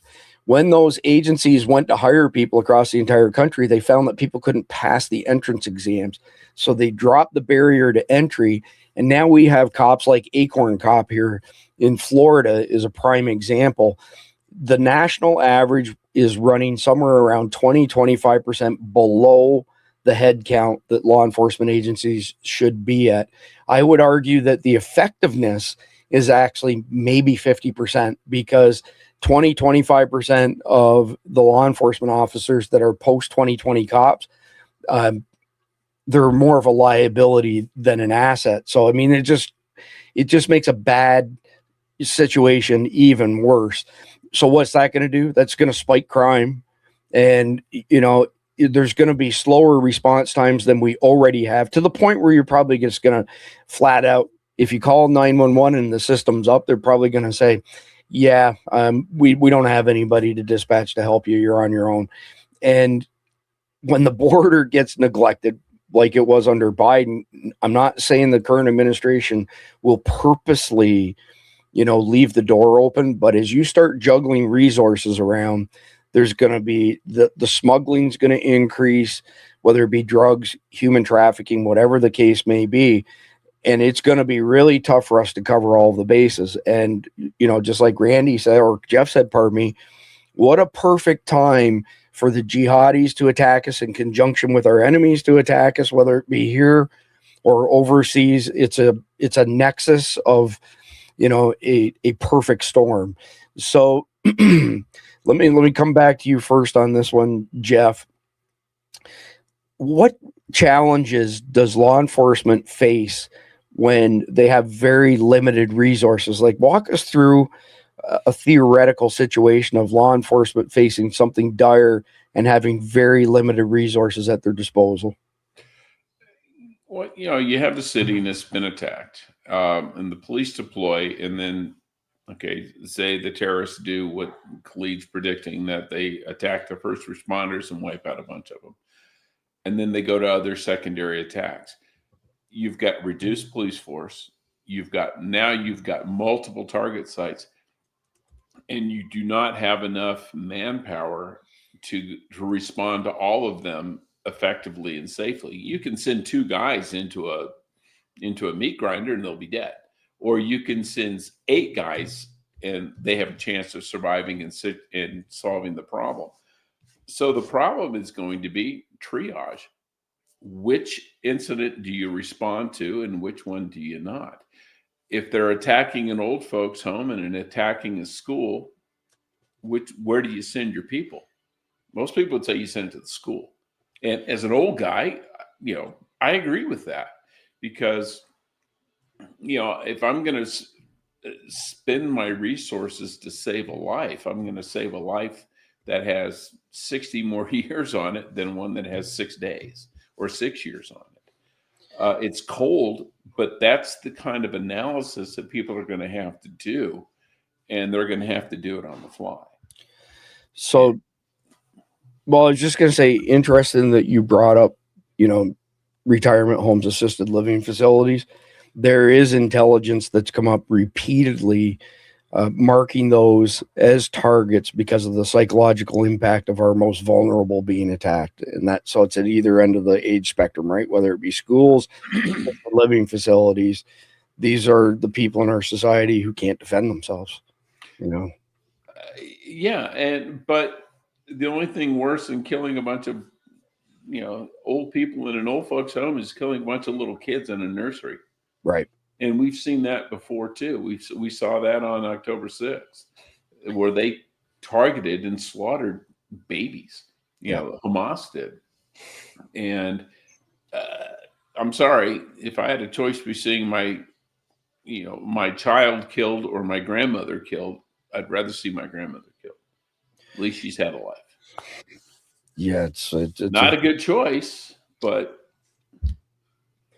yeah, it's brutal all the way around. So, Randy, being a GWAT vet, and this question wasn't in the brief, but it's something that just crossed my mind. I have got a ton of emails from GWAT vets saying, hey, how can we contribute? And I mean, I work 16 plus hours a day. Many days it's 20 freaking hours, 7 days a week. I would love to be able to take on more projects. I just can't. I have no bandwidth. So I don't have a good answer for people who want to contribute, but, you know, don't know how they can contribute. I'm just asking you off the cuff, are there any ways that you can think of that people like yourself could step in some capacity? And I'm not suggesting on the front line interdicting people getting in gunfights, but you guys have very specific skills and you know the enemy. What could vets do that wouldn't end up in law enforcement agencies going, screw you, you're just, you think you're Rambo or something like that, but where you guys could actually be a huge value? Well, I think it's one of the biggest missed opportunities of this country. And part of it is because, it's not just law enforcement, right? It's anybody. Like you see special operations, you see SEALs make fun of Green Berets make fun of SEALs, same thing with Rangers. It's all that little sister rivalry type thing, right? And law enforcement doesn't want anybody else in their mix. And then thinking of getting a bunch of civilians with guns, we look back to our own history during the Western days, and some of those things didn't go so well. However, I think at this point, it makes common sense. Just like we heard with, it was only a few years ago, of course, with all these school shootings, people were like, hey, why don't we start hiring some veterans to go hang out at the schools to keep that from happening? Well, that would have been a great idea. There could have been a program put into place that, of course, because you've got to have guidelines. There's got to be either some training or certification. There's got to be guidelines. There has to be SOPs put into place. But that's all very easily done. And we should have done that for schools because, we saw that once there was a couple of shootings in courtrooms, now you can't even go into the smallest county courthouse without going through a lot of security and metal detectors and all that kind of stuff. But they haven't done it for schools, and there's a specific reason for that, I believe. It's because they want to leave them vulnerable. Our system, and certainly the shadow government that's running things, doesn't want that, right? Because that would spoil their plans. Because we should have some sort of mechanism for that. And now that we know this is coming, or, as Jeff put it earlier, and I've been telling people like ever since, we've been saying the same thing. You can't have 4 years where you just let anybody come in and think nothing's going to happen. Because what would we do if any one of our enemies did that? We would stuff as many CIA guys, as many Green Berets, as many Tier 1 element dudes as we could possibly get into that country over that 4-year period. And you know what we could do? I'll tell you right now. I'm not going to go through all the tactics and everything, but the reality is you give us that opportunity, and I don't care what country it is, it's going down. We will take it down. We will first go in there and build out the networks. We'll start destabilizing the entire freaking country. And then the next thing you know, we're going to lead an insurgency to burn it down to the ground. And the fact, we have done that. Now, nobody opened the borders to us. We can do that without it, not in every country. But if Russia or China did that, if you don't think we wouldn't be doing that right now, we absolutely would. So expect it to come. I think that, at this point, these hospitals would be a great place to put veterans, right? Some of them are already there anyway, but the fact is there should be some sort of system in place, and we could do that. And, I'm not afraid to say let some of them be on the front lines, because the fact of the matter is you want experience when something like this happens. Not all cops are going to have the right kind of experience. Certainly in today's time, that it's been the law enforcement corps have been eviscerated. And we have a different element of office in there today than we have historically in this country, which is not a good thing. So really, we could use veterans to help. And in fact, I think if this attack goes off as described in some of these cities, that will happen. Now, it's not going to be a government-run program, but if you think the veterans are going to sit around and watch these people come and pick everybody off and then just go blow up the hospital and lay siege to this whole place, that's not going to happen. Because like I said before, when that happens and now law enforcement and first responders are crippled in those cities and can't do anything, the citizens are also going to show up. There will be citizens that come, but you're going to see a lot of GWAT veterans, right? Because we've already been in plenty of gunfights. We've been around plenty of explosions. And that's not going to make us shit our pants. So, that is what we should be doing. The problem is, it's just like we've talked about many times. The system doesn't want that right now, because that would make sense. It would be logical, and we probably could actually contribute and help out. Yeah. So Jeff, quick question for you. I think Randy is the most articulate male dancer I've ever heard speak before. What are your thoughts on that? I mean, he's very. There's the guy from Magic Mike who was pretty good. Oh, I can't remember his name, but Yeah. Well, I'm not a movie star, so that guy's probably a little more graceful. Right. He gets paid more, that's for sure. Oh, he definitely got paid more. Yeah. So I've got a couple things for you guys. Number one, there was a comet that went flying by. For those of you who don't know, we're broadcasting to 9 different platforms. 8 of them, the live chats get consolidated in our interface. Rumble doesn't play nice with others, so I monitor it over there. And somebody made a comment with regards to portable metal detectors that you can deploy places like schools or other soft targets, and dogs as well. So here's the problem. The invisible suicide vests are made out of plastic and they have liquid explosives that dogs don't hit on. So these traditional scanners don't detect them. You need what are called millimeter wave scanners, and we only have them in 3% of our airports. And this is what they'll all be equipped with. So take that for whatever it's worth. But a question for one or both of you, you guys can choose if you want to address it or not. Mike Sterling has spoken extensively on the 4th dimension of modern warfare being underground, and especially in Baghdad, when there was a lot of movement of, jihadis and troops, etc., underground in the sewer system. We haven't discussed that much in, let's say, the past year or so on SDN, but I'd like to hear both of your thoughts on it because it's a totally different game once you go underground. Randy, do you want to field it, or Jeff, do you want it? Randy's got more experience with this than I would think. Well, yeah, what I said, and I've said it recently, things are going to end up underground. It's why our government's dug thousands of miles of tunnels, and so has China's, because eventually something's going to kick off and most people will end up underground. You'll have to. We've done it for, since the beginning of time. People have used those underground. Now in recent times in modern history, we haven't had to do that. There hasn't been some big horde that just come and took over every country. But who knows with the way this stuff is going, how that's going to turn out. And, there are, even without the stuff that's been built, there are plenty of viable caves and tunnels that mankind has used, like I said, since the beginning of time. So I think that would be prudent, and that's where things are going to end up. Certainly, if any kind of a nuclear exchange happens, you're going to have to go inside. That's our underground to survive at some point. Now, I want to take a moment here because I don't know who the real Janet Yellen is, but if you want to call me out and you want to say some stupid shit like Randy would piss all over himself at the sight of a Russian soldier, that's because you haven't been on the show. Let me just enlighten you a moment. All Russian tactics, all Russian equipment is crap. It's shit. It doesn't work, and they're not any good. We smoked every one of their vehicles in an instant. It was like paper targets. So no one's afraid of the Russian soldier over here. And let me just put it to you this way. Now, I wasn't there, and I'm not a tier 1 level guy, but I can shoot damn good and move. I can promise you that. So the last time we got in a skirmish, do you remember? Because Mad Dog Mathis was the Secretary of Defense and said, oh, Putin didn't know. And if anybody thinks that Russian mercenaries, 200 and something, moved on a military installation of ours that was in Syria, and he didn't know about it, you're sadly mistaken. He would have killed all their families because that could have been an international event. So he had to have known. But here's reality.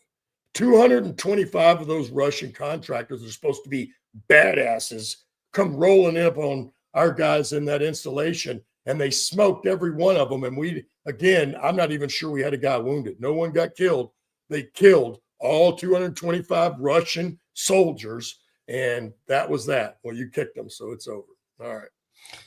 All right. Thanks, Randy. Jeff, I don't know if you want to add anything to the 4th dimension underground or not. If not, we'll go into the next segment. You're on mute. I don't have a lot of experience in this, but I would not want to fight a war underground. You may have to live underground, but doing combat underground, no, thank you. I just think of Vietnam and the tunnel rats and who had to go in and clear the Viet Cong tunnel systems, and not a fun job. Oh yeah, that's a fact, Jeff. That is a fact. Nobody wants to do that. So Mike Sterling, fought underground in Iraq, and he said a lot of it was, sewers that were absolutely disgusting. He said it's not somewhere that people really want to be, number one. Number two, we did a bunch of testing with suppressors, and we were measuring the decibels at the muzzle.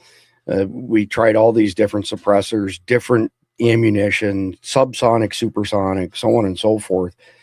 And we shot a bunch of guns in a very enclosed area because we wanted to see what it did to the decibels.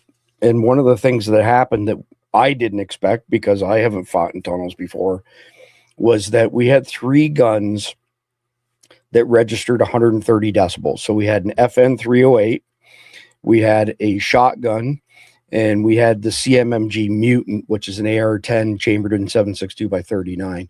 They were all 130 decibels. We had other unsuppressed guns that were also 130 decibels. But those first 3, because we were in enclosed space, we all had ear pros on, and the concussive force was so much that it pushed all of our eardrums in. I guarantee you, if we didn't have high quality ear protection on at the time, it would have blown all of our eardrums. And Mike mentioned that when you're underground and you're in the sewers and you start shooting, not a fun experience at all. So anyway, take that for whatever that's worth. So let's get into segment number 3, which I titled The Economy and Society Take a Hit. So businesses will shut down in the cities that are hit. It'll cause job losses, supply chain breaks, as I've already mentioned, and that'll ripple across the entire country. Fear keeps people home, and it tanks tourism, and it tanks small locally owned businesses. And then you get a whole host of mental health issues rising from the trauma. We already have a mental illness epidemic on our hand. We already have the majority of certain demographics, like white females between the ages of 20 and 50, somewhere north of 80% of them taking SSRIs to supposedly treat their anxiety and improve their mental health, when for the most part, it actually amplifies the problems that they have by design. I would argue that SSRIs are being used by Big Pharma to essentially create zombies, and the money kings are perfectly happy with that. So over time, we are already, a country divided, but over time, that division will become even more so. And you're going to have a bunch of people, saying, we need unity and stuff, but it's not going to happen. We've passed that Rubicon. You have all kinds of people like me. I am never extending an olive branch or reconciling with anybody who's idiotic enough to believe that you can cut your dick off as a man and become a woman. That is just straight up complete insanity. And you know what? Congratulations to our adversaries in this 5th generation asymmetric warfare of dividing our country, because they can't beat us kinetically. You've succeeded, because now they want to kill all of us. And now there's no way the rest of us are reconciling with them.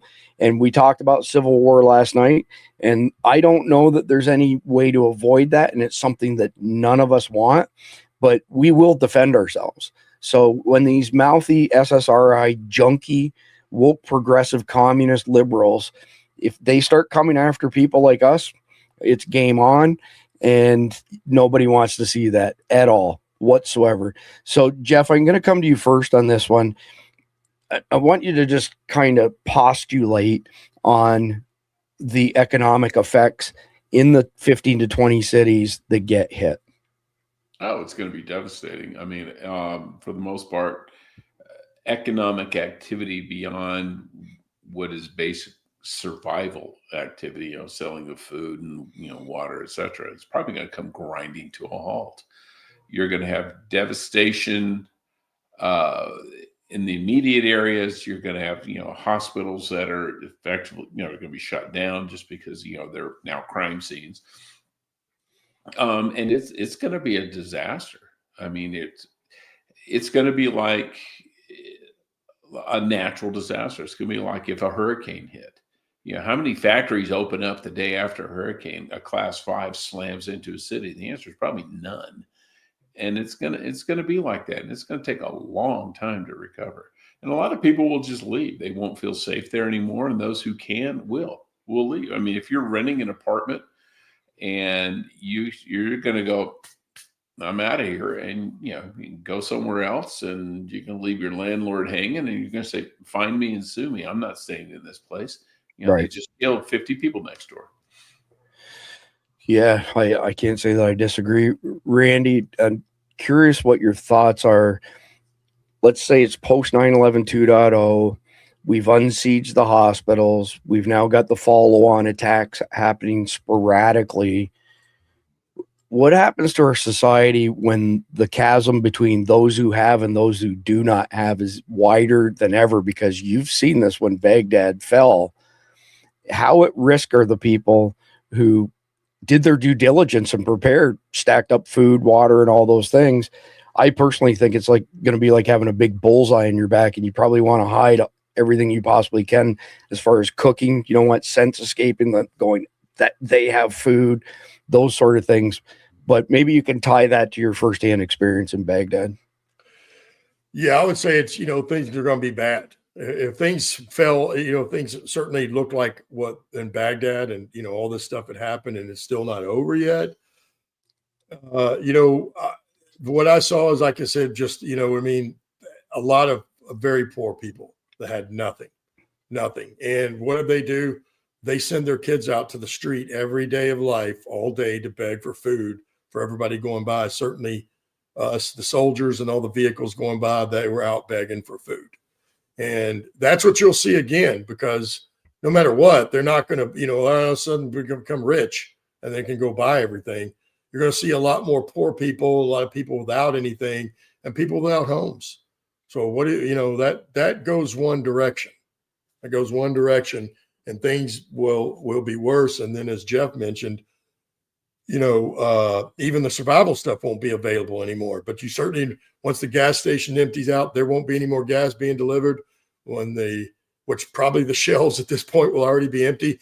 As I went into a grocery store yesterday on my way home from helping my brother get out of the mud, and it was still empty. It was still empty. I was like, geez. And, this isn't even a real crisis, really. So, what we will see is, again, it'll be utter chaos. There will be people that don't know what to do or where to get anything. And then you're going to see desperation set in. And we all know what that looks like. The problem is you don't know how deep that goes. And it's very, very deep. So I would expect that, things would be very bad for quite some time, until at least whatever attack or whatever the assault force is taken care of, to where they're, it's over, basically. Once it's over, it's still going to take quite a bit of time to recover from something like this. That will be no doubt, because as you mentioned, some people will just leave, as Jeff mentioned. But, and certainly the people with money, it's going to be just like California and New York. The people with money, that it doesn't really matter if they live there or not, they're going to leave. They will pack up and hightail it to somewhere else. It's a whole lot safer. The only people that won't will be the very, very poor and indigent people that can't, unless they're just going to get up and walk out. And people don't do that today. They used to back in the day, but we don't do that anymore. And certainly we're not in the shape. Most people are not in the shape to have to walk 15, 20, 50 or 100 miles so they can get to somewhere safer. And that's what we'll see. And it'll be utter chaos, because, then there are no rules, no laws, and people will be out doing whatever they can to survive. And that is just not a pretty scene. Yeah, I would say that the guy who has nothing to lose is a scary guy. But I would also tack on to that, for the cowboys out there, that there will be a reckoning. If somebody pulls a scumbag move and steals from somebody who's not able to defend themselves, or kills the weak, that will come back to bite you in the ass.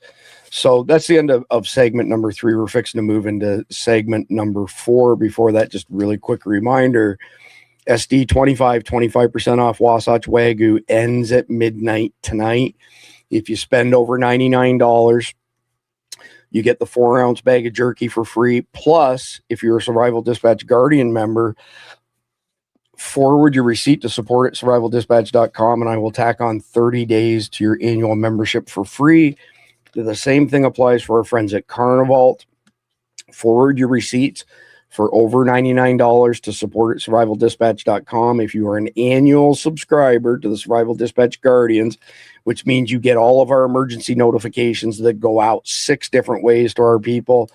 You know, it's funny that the emergency broadcast system went down last month in 31 states for over a day. And here we are, little old Survival Dispatch.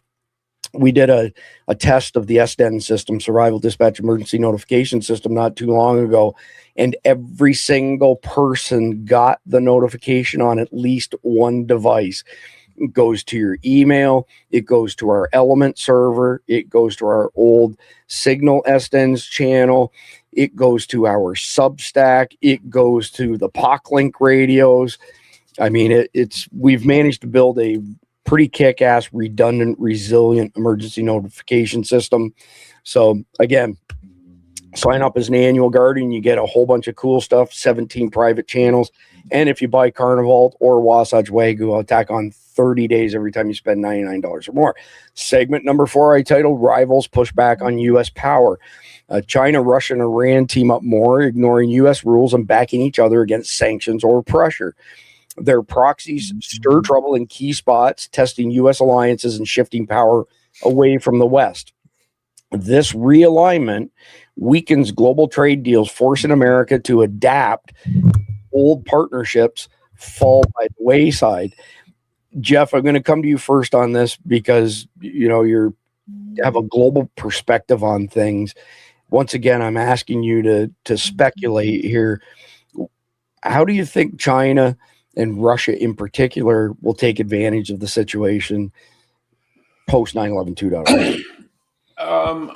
I think one of the ways they'll use it from a foreign policy perspective is they will go at countries that are kind of on the fence between going with us and going with them, and using that to convince them that we're weak, we can't even defend our own country, come to our side.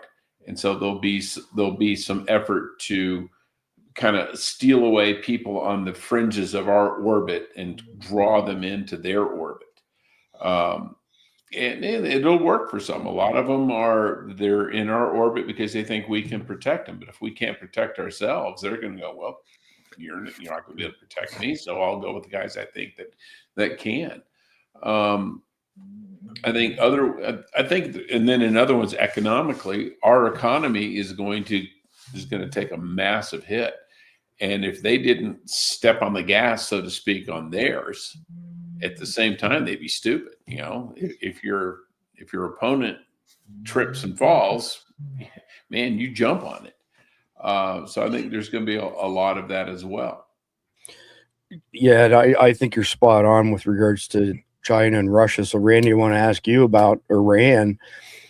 What happens to the Middle East when you've got Iran and a whole bunch of Iranian proxies like Yemen that hate our guts, and we're focusing inwards on trying to stabilize, stop the bleeding, kick our economy back off, make sure we're protecting our citizens to the best of our abilities?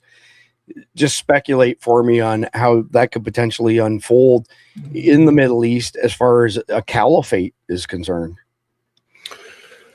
Well, we know that, a big part of this plan includes those folks, right? They've got people, they're just like we just said, all of our enemies sent people here for that reason. And, we know that they've all been training together in Afghanistan. We know that Russia and China has also helped that in many different ways. We probably have, our own folks probably have too. We know that we're sending them millions of dollars.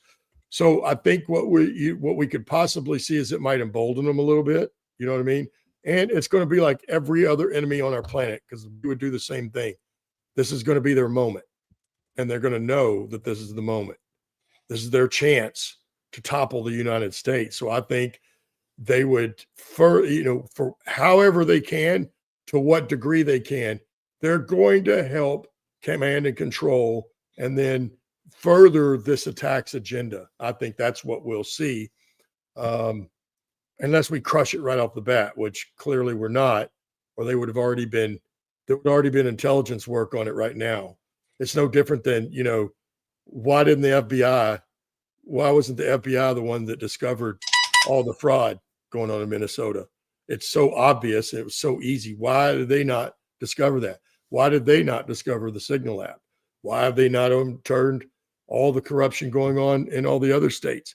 It's because they're not doing it.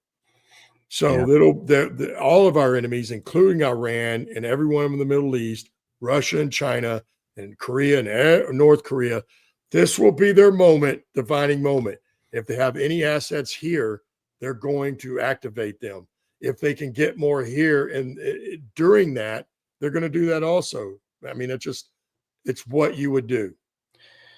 No, you're right. So, Jeff, I got one more question for you in this segment before we're going to segment number 5. So, Jim makes a comment, 42 million a week to them Arabs in Afghanistan. So it's actually ranges between 87 and $100 million per week. So there's one particular bucket of money that sends them 40 million a week, like clockwork.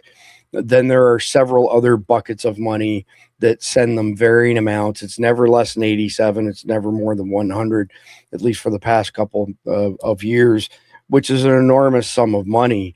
My question to you, Jeff, is that, I mean, obviously none of us want to see these guys getting our money. Nobody wants to see the Taliban getting our money.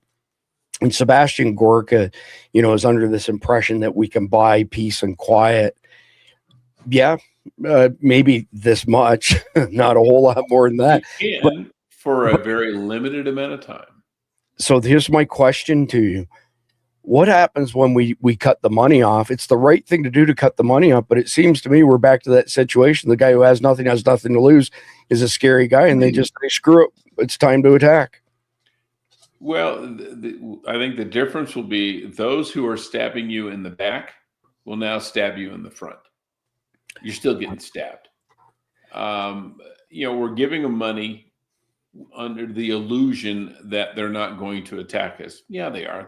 They may not attack us today. It may be tomorrow or the day after.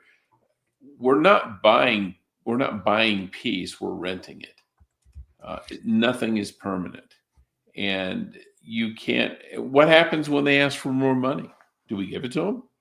What if they ask for twice as much, 3 times as much, 10 times as much? Do we give it to them? I mean, at what point does it become blackmail? And that's essentially what it is. If you give us money, we won't do X. That's extortion. And, the way you stop that is you say, we're not going to give you money. And if you do X, we're going to nuke you into the frickin' Stone Age. Well, even more than you already are. And they won't believe you. They'll do something, and then you blow the living crap out of them. And they go, wow, these guys aren't joking. You served in the Middle East, Jeff.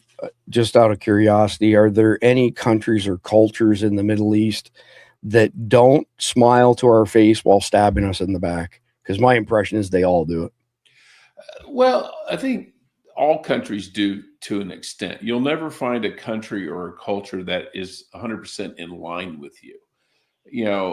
We've been allies with the Brits for, a couple hundred years, basically, since War of 1812 was over. But we still have our disputes with them. The French kicked us out of their country in the 60s with de Gaulle because he got in this nationalist kick, and NATO almost imploded because of it. We fought the Germans when they were the Nazis and when they were under the Kaiser, but then they became our friends, and now we're having trouble with them again. So you can pick any point in time and find someone who is technically or on paper an ally who still smiles when you take one in the shorts, just because we're the biggest, the strongest, we're the baddest guy, we're the biggest guy on campus, and you're always going to find people who smile when he loses. Yeah, true story.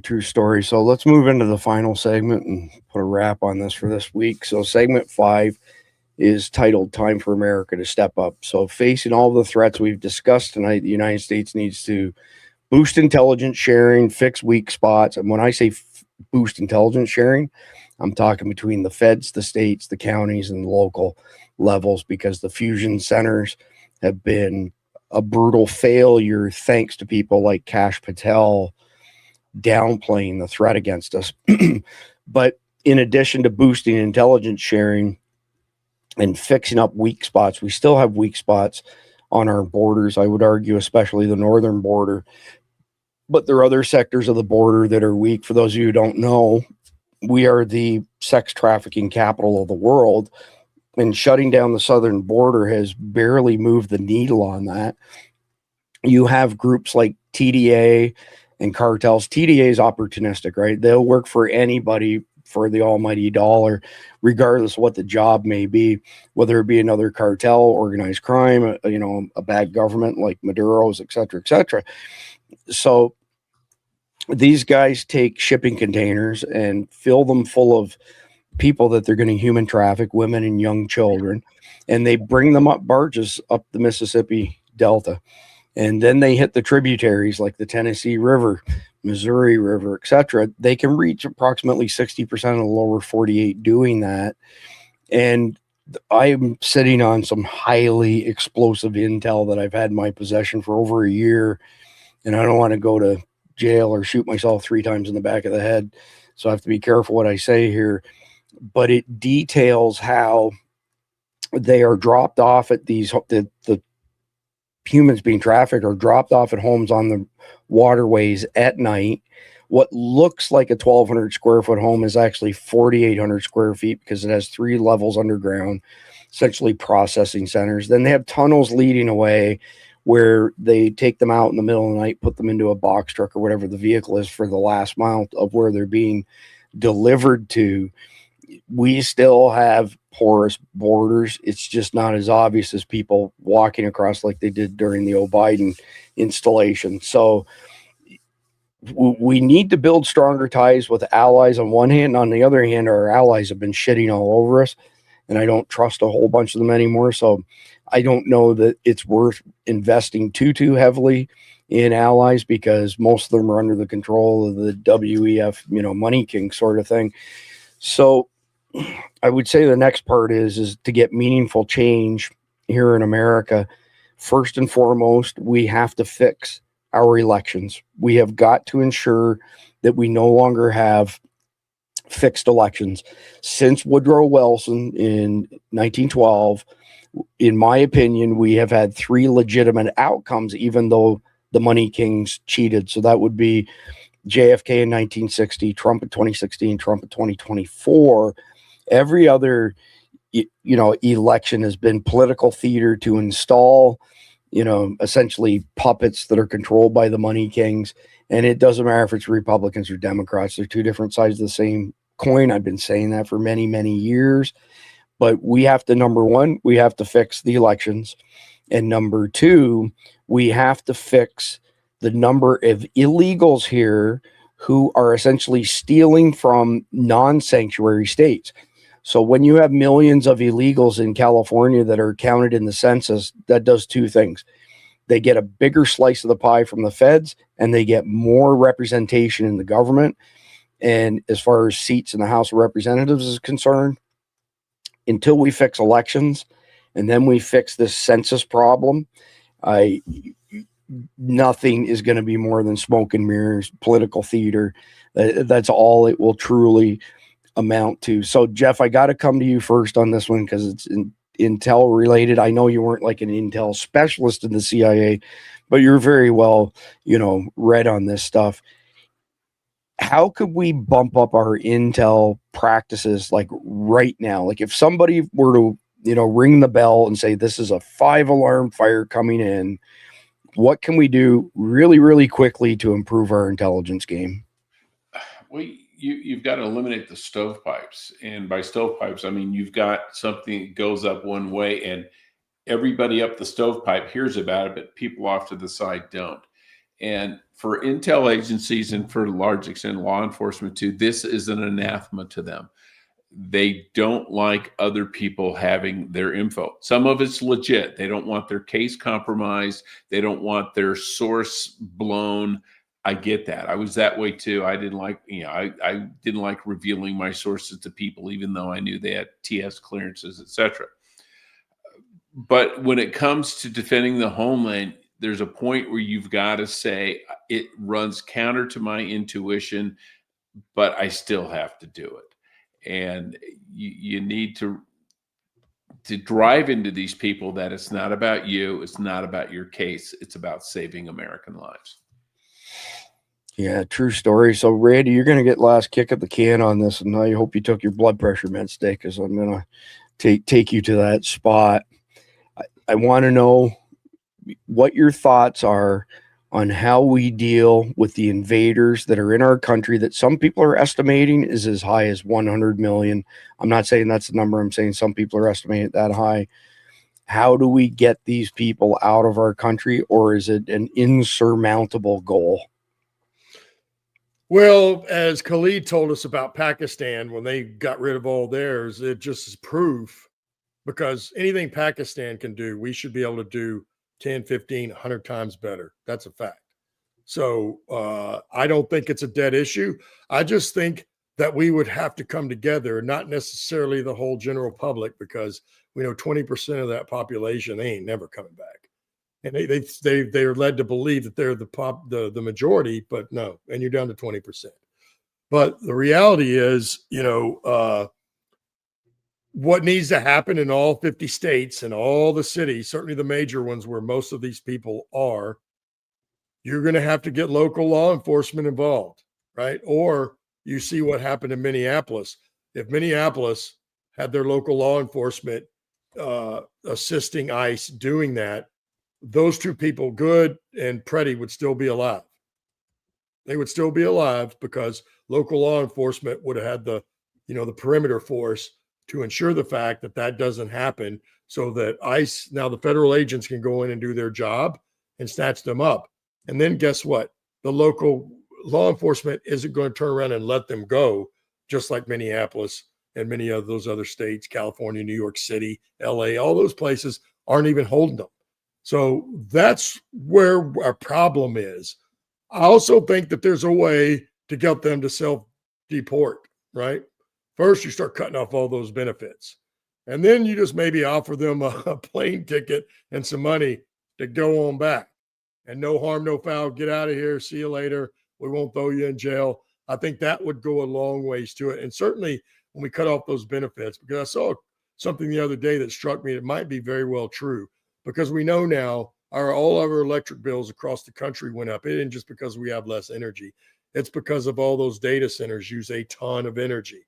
And so do all these AI centers. They use so much energy, it's not even funny. Well, apparently they're not paying for it. The tech IT companies aren't paying for it. It got passed off to us. So every American citizen, everybody paying an electric bill, is now paying a higher electric bill because of that. And we all know it, because they're higher. There's no doubt about that. And I'm using the same energy that I've been using for the last 4 or 5 years. So we got to get everybody on board, including local law enforcement, and come up with the programs again for self-deportation. Then we get ICE, where we know where these people are. Let's go get them. I don't care if you're in a blue state or a red state. We should all be on board with this. And on the blue states, if those governors and those mayors aren't going to play along, or even the police chief and the DAs, well, then you get rid of them. You remove them from office that day, not next week, that day. And if you have to have elections, you do that. You put some people in their interim until you get the whoever's going to actually take that position over. But we got to make sure that they're constitutionalists, they believe in America, and they believe in the rule of law. That's what we need. And then we get local law enforcement to help ICE. And then again, we don't just turn them loose afterwards. We get them out of here. And then, I think that would go a long ways. But what we're seeing is none of that, really. So that's why it's moving the way it is. That's why we still haven't got them all out of here. I think we just need to change up some tactics and get rid of some of the people that are actually trying to keep them here. Because again, we know this comes down to congressional seats, voting. Oh, but the other thing I was talking about, right, the reason we're probably still paying more for food, although all these tariffs are coming in and the economy's so much better, is supposed to be, is because 46 million people are getting free food and we're paying for it. So we're all paying more for food too. So again, we get them out of here, all that goes away. Everybody would be much happier. I think our economy would be much better. I think prices would go down. The dollar would come back somewhat. But again, it's getting people to actually do this and then to get the local law enforcement, the local officials on board, because this is the right thing to do. It's by law what should happen. And no one should be able to say, oh, well, it was okay. They just let all them in and now we should just make them citizens because it's easier. Hell no. We got to get them out. I don't disagree. So I don't know if you caught it or not, Randy. There was somebody recently, somebody high profile, I just can't remember who it was. Maybe Jeff remembers. And they basically said the reason that Caucasians are not having children in America is because we're paying for everybody else's fucking children. Oh, yeah. For all the fucking fresh air inspectors, you know, that are not, you know, wasps, for lack of a better term. So I got one last audience poll, then we're going to hit the best part of the night. For those of you who would like to see a Randy Nance, Jeff MD 2028 ticket for the White House, put a 1 in the live chat. I want to see a shit ton of 1s out there. And by the way, that means that Randy will probably need like some super duper anti blood pressure machine, by the way, just saying, you know, because you can see he's red in the face already from tonight. Well, what I can say is everybody we've ever seen take that office, whether they did 4 or 8 years, boy, they don't look the same when they come out. I'm old enough. I look old enough now. That's right. That's right. It's bad. So, all right, it is that time of the night. 4, 3, 2, 1, 0. Okay, so this is a pretty badass video. What cracked me up about it, this is the hero of the night, Carnival Hero of the Night, was Soy Boy's putting in there, this guy is not thinking of his family, you know, and basically calling him like a macho man or something. No, this is toxic masculinity, and it's something we need a whole lot more of. And God bless this guy for what he did, because this is pretty badass. Guns Daily on X says, legends never die, 59 seconds. What's he doing? By the way, this is not AI. I double, triple checked. Yeah, no, I've seen it. What is he doing? He wants to shoot that fucking thing. So we're in the middle of our firefight, and all of a sudden we see Jamshid just walking up like a boss. He didn't give a fuck, dude. He's not scared of anything. Rounds coming around him, like everyone else is down, you know, behind cover. And he's just walking up in the wide open. Go get him, brother. With this RPG over his shoulder. He's gonna go fuck some shit up. He just stands up, posts up, and starts aiming at the green zone where we're taking fire from. Hey, ANA's gonna fire an RPG just because. Oh my, what the fuck? Damn. Good reload. America, motherfucker. Perfect. You couldn't get a more perfect RPG shot than he had. Randy, I saw that put a smile on your face, buddy. That's pretty badass. Oh, yeah. You know what I was thinking, and I don't know what year this was, but it wasn't when the sniper was in Baghdad, that's for sure. And this guy knew, like I said earlier, it just wasn't the Russians. Man, those people couldn't shoot. Like, again, this is when I went through, because clearly what we're talking about that's been trained recently are a completely different soldier.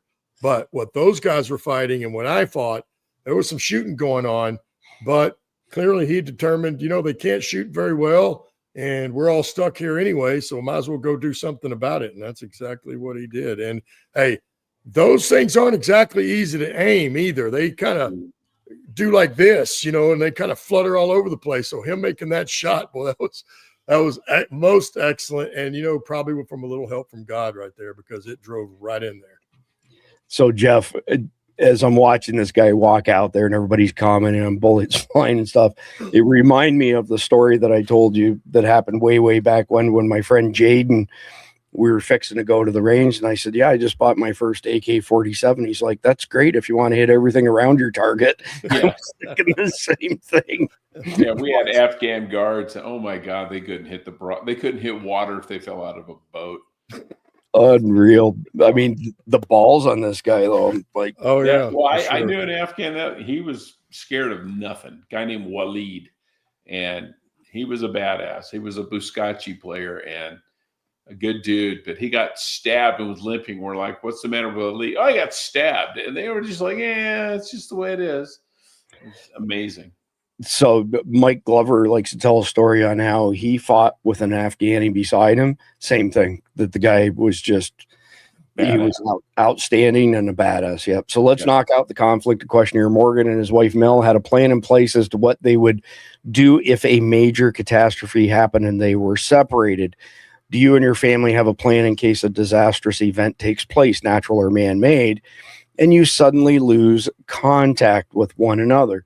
So I'll go to you first, Jeff, for your thoughts on this. And I've got to reach for something over here while you're talking. Well, I don't with my kids because they live 1,000 miles away. Any kind of plan that you would have for, meeting up is unrealistic when you've got to cross the Rocky Mountains to do it.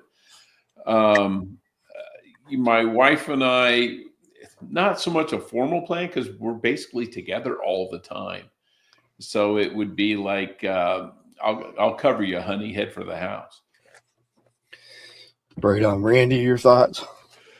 Well, it's, I've said it many times, right? When we've talked about what can people do, and what was the first thing I always said, have a plan of how, if y'all are at work and school and all over the place, how you're going to come together.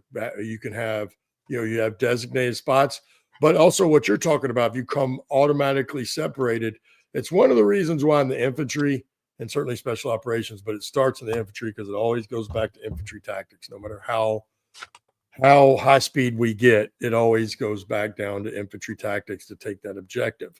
And one of the things you do, certainly if you're having to walk in right on a patrol and you walk into this, whether you're going to set up a raid, an ambush, or whatever is about to go down, you're going to have some waypoints or rally points, right? And your squad leader, what a squad leader will do is they're moving along in the woods. They will have a signal because you're using hand signals. You don't talk with your voice when you're certainly behind enemy lines. And there's a hand signal that he's going to designate and point. Could be a big rock, a big tree, but it's something very noticeable that you can see for a distance off and you can identify it easily. That's how you pick a rally point. And they will point and give the rally point, and then everybody in that squad will know if something happens up the road, like artillery starts coming down, everybody runs 400 meters, right? And when that happens, it's just like breaking the cue and pull, right? Or billiards, boom, balls go everywhere. It's the same thing with people. So that rally point lets the squad know when we all disperse and get away from whatever these artillery rounds, we're going to make our way back to this rally point, and this is where we're going to meet up. I'm in Jeff's boat. Well, I'm not even married right now, and my fiance is not in my house or in the same city. But, growing up, my kids, we certainly always had a plan, and they knew what that was. And I'll just cover one. And it was a rule in my house, and this isn't for, having to bug out or anything like that, but kind of along the same lines. I said, hey, kids, here's what I want you to know. If the alarm ever goes off in the middle of the night and someone's broke into our house, here's what I want you to do. And you cannot deviate from this whatsoever. Alarm goes off, you immediately get off and get under your bed, and you stay there until I come get you, because there's most likely going to be some shooting occurring. And I don't, that could be very dangerous, shooting in the house. And that's why I had that rule with my kids for that. And now, obviously, we never had to use it. Thank God. No one ever broke into my house. But my kids knew if somebody broke in the middle of the house, don't get up and start walking around and calling for mommy and daddy. Stay underneath the bed until daddy comes and gets you after the shooting is over. Yeah, we used to always tell our kids, get to the bathroom, a split floor plan, go to the bathroom on that side, get in the bathtub. So I will know not to send any lead in that particular direction. So I mentioned it before. I have no relationship with these guys. They're really cool company. Check them out. Mad Gear Company. So madgear.shop. And they have these little binders. Let me pull one out here like this. That is called a contingency planner. And you put all types of plans inside of it. So they've got multiple different inserts that can go in. So Jeff would like this. This is essentially, you know, a code to encode what your messages are. You can put all kinds of notes on the back there. You can buy a gazillion, you know, extra blank pages. But Jeff, I don't know if you saw that or not, but check this out. So your own method of encoding written comms, you know, so that you have to have basically the Rosetta Stone to figure it out. So if you fail the plan, you plan to fail. And I'm sure every time. Yeah, and I'm sure there's other companies out there that are good, but these guys are the guys that we use that I like, and I know a bunch of people who use them that love them. So I've got something to tell you guys I completely forgot about. It's a wonder that I'm not sitting in jail in Las Vegas right now. So Cindy won a bunch of money last year at an MGM resort, and MGM has bought up a whole bunch of resorts, right? So we're staying at the Bellagio, and, you know, we paid next to nothing. Normally it's super expensive. And first thing I always do is look for the coffee maker. I can't find a coffee maker. So then I look at this piece of paper on the desk and says, well, due to insurance, we don't have coffee makers because they're an extreme fire hazard. Every other hotel in the country has them except for them, right? So what you could order room service, which took 1 hour, $50 for 4 small cups of coffee. We didn't do that because I probably would have killed that person as well. Then you go downstairs because you have to buy from one of their things down there. Stand in line for an hour to get a cup of coffee. Don't stay at the Bellagio or any other MGM resorts if you drink coffee, but check this out. This is pretty cool. All right. You'll see this little disc. Okay. It's got a standard port for a standard cable, right? Like this. And then you grab this sucker and you pull it up, and it is a kettle, an electric kettle, right? So then in conjunction with that, you take this little sucker and you open it up like so. You put coffee in the top. You set it on top of your coffee cup. You pour the water in. Nobody gets stabbed in the eye. It's that simple. So anyway, that was from our escapades last week. WasatchWagyu.com, discount code SD25 expires at midnight tonight. Carnival.com, get your subscription signed up for, I should say. Lock in your discount for the next 12 months. Randy, Jeff, appreciate your time as per always. I will be back Sunday night on the C Heaven show. Go to my Substack, which is the letter C Heaven, as you can see my name right there, Chris Heaven. So C Heaven. Substack.com. That's the C Heaven show on Sunday night. So it's going to be an hour of 1,000 milligram stairs. It's going to be off the chain, 7 p.m. Eastern on Sunday night. The gang will be back on Monday with the next episode in the Long War series. But between now and then, please do me a favor and please like, share, comment, and subscribe. God bless our law enforcement. God bless our troops. God bless America. Enjoy the closing video. Amen.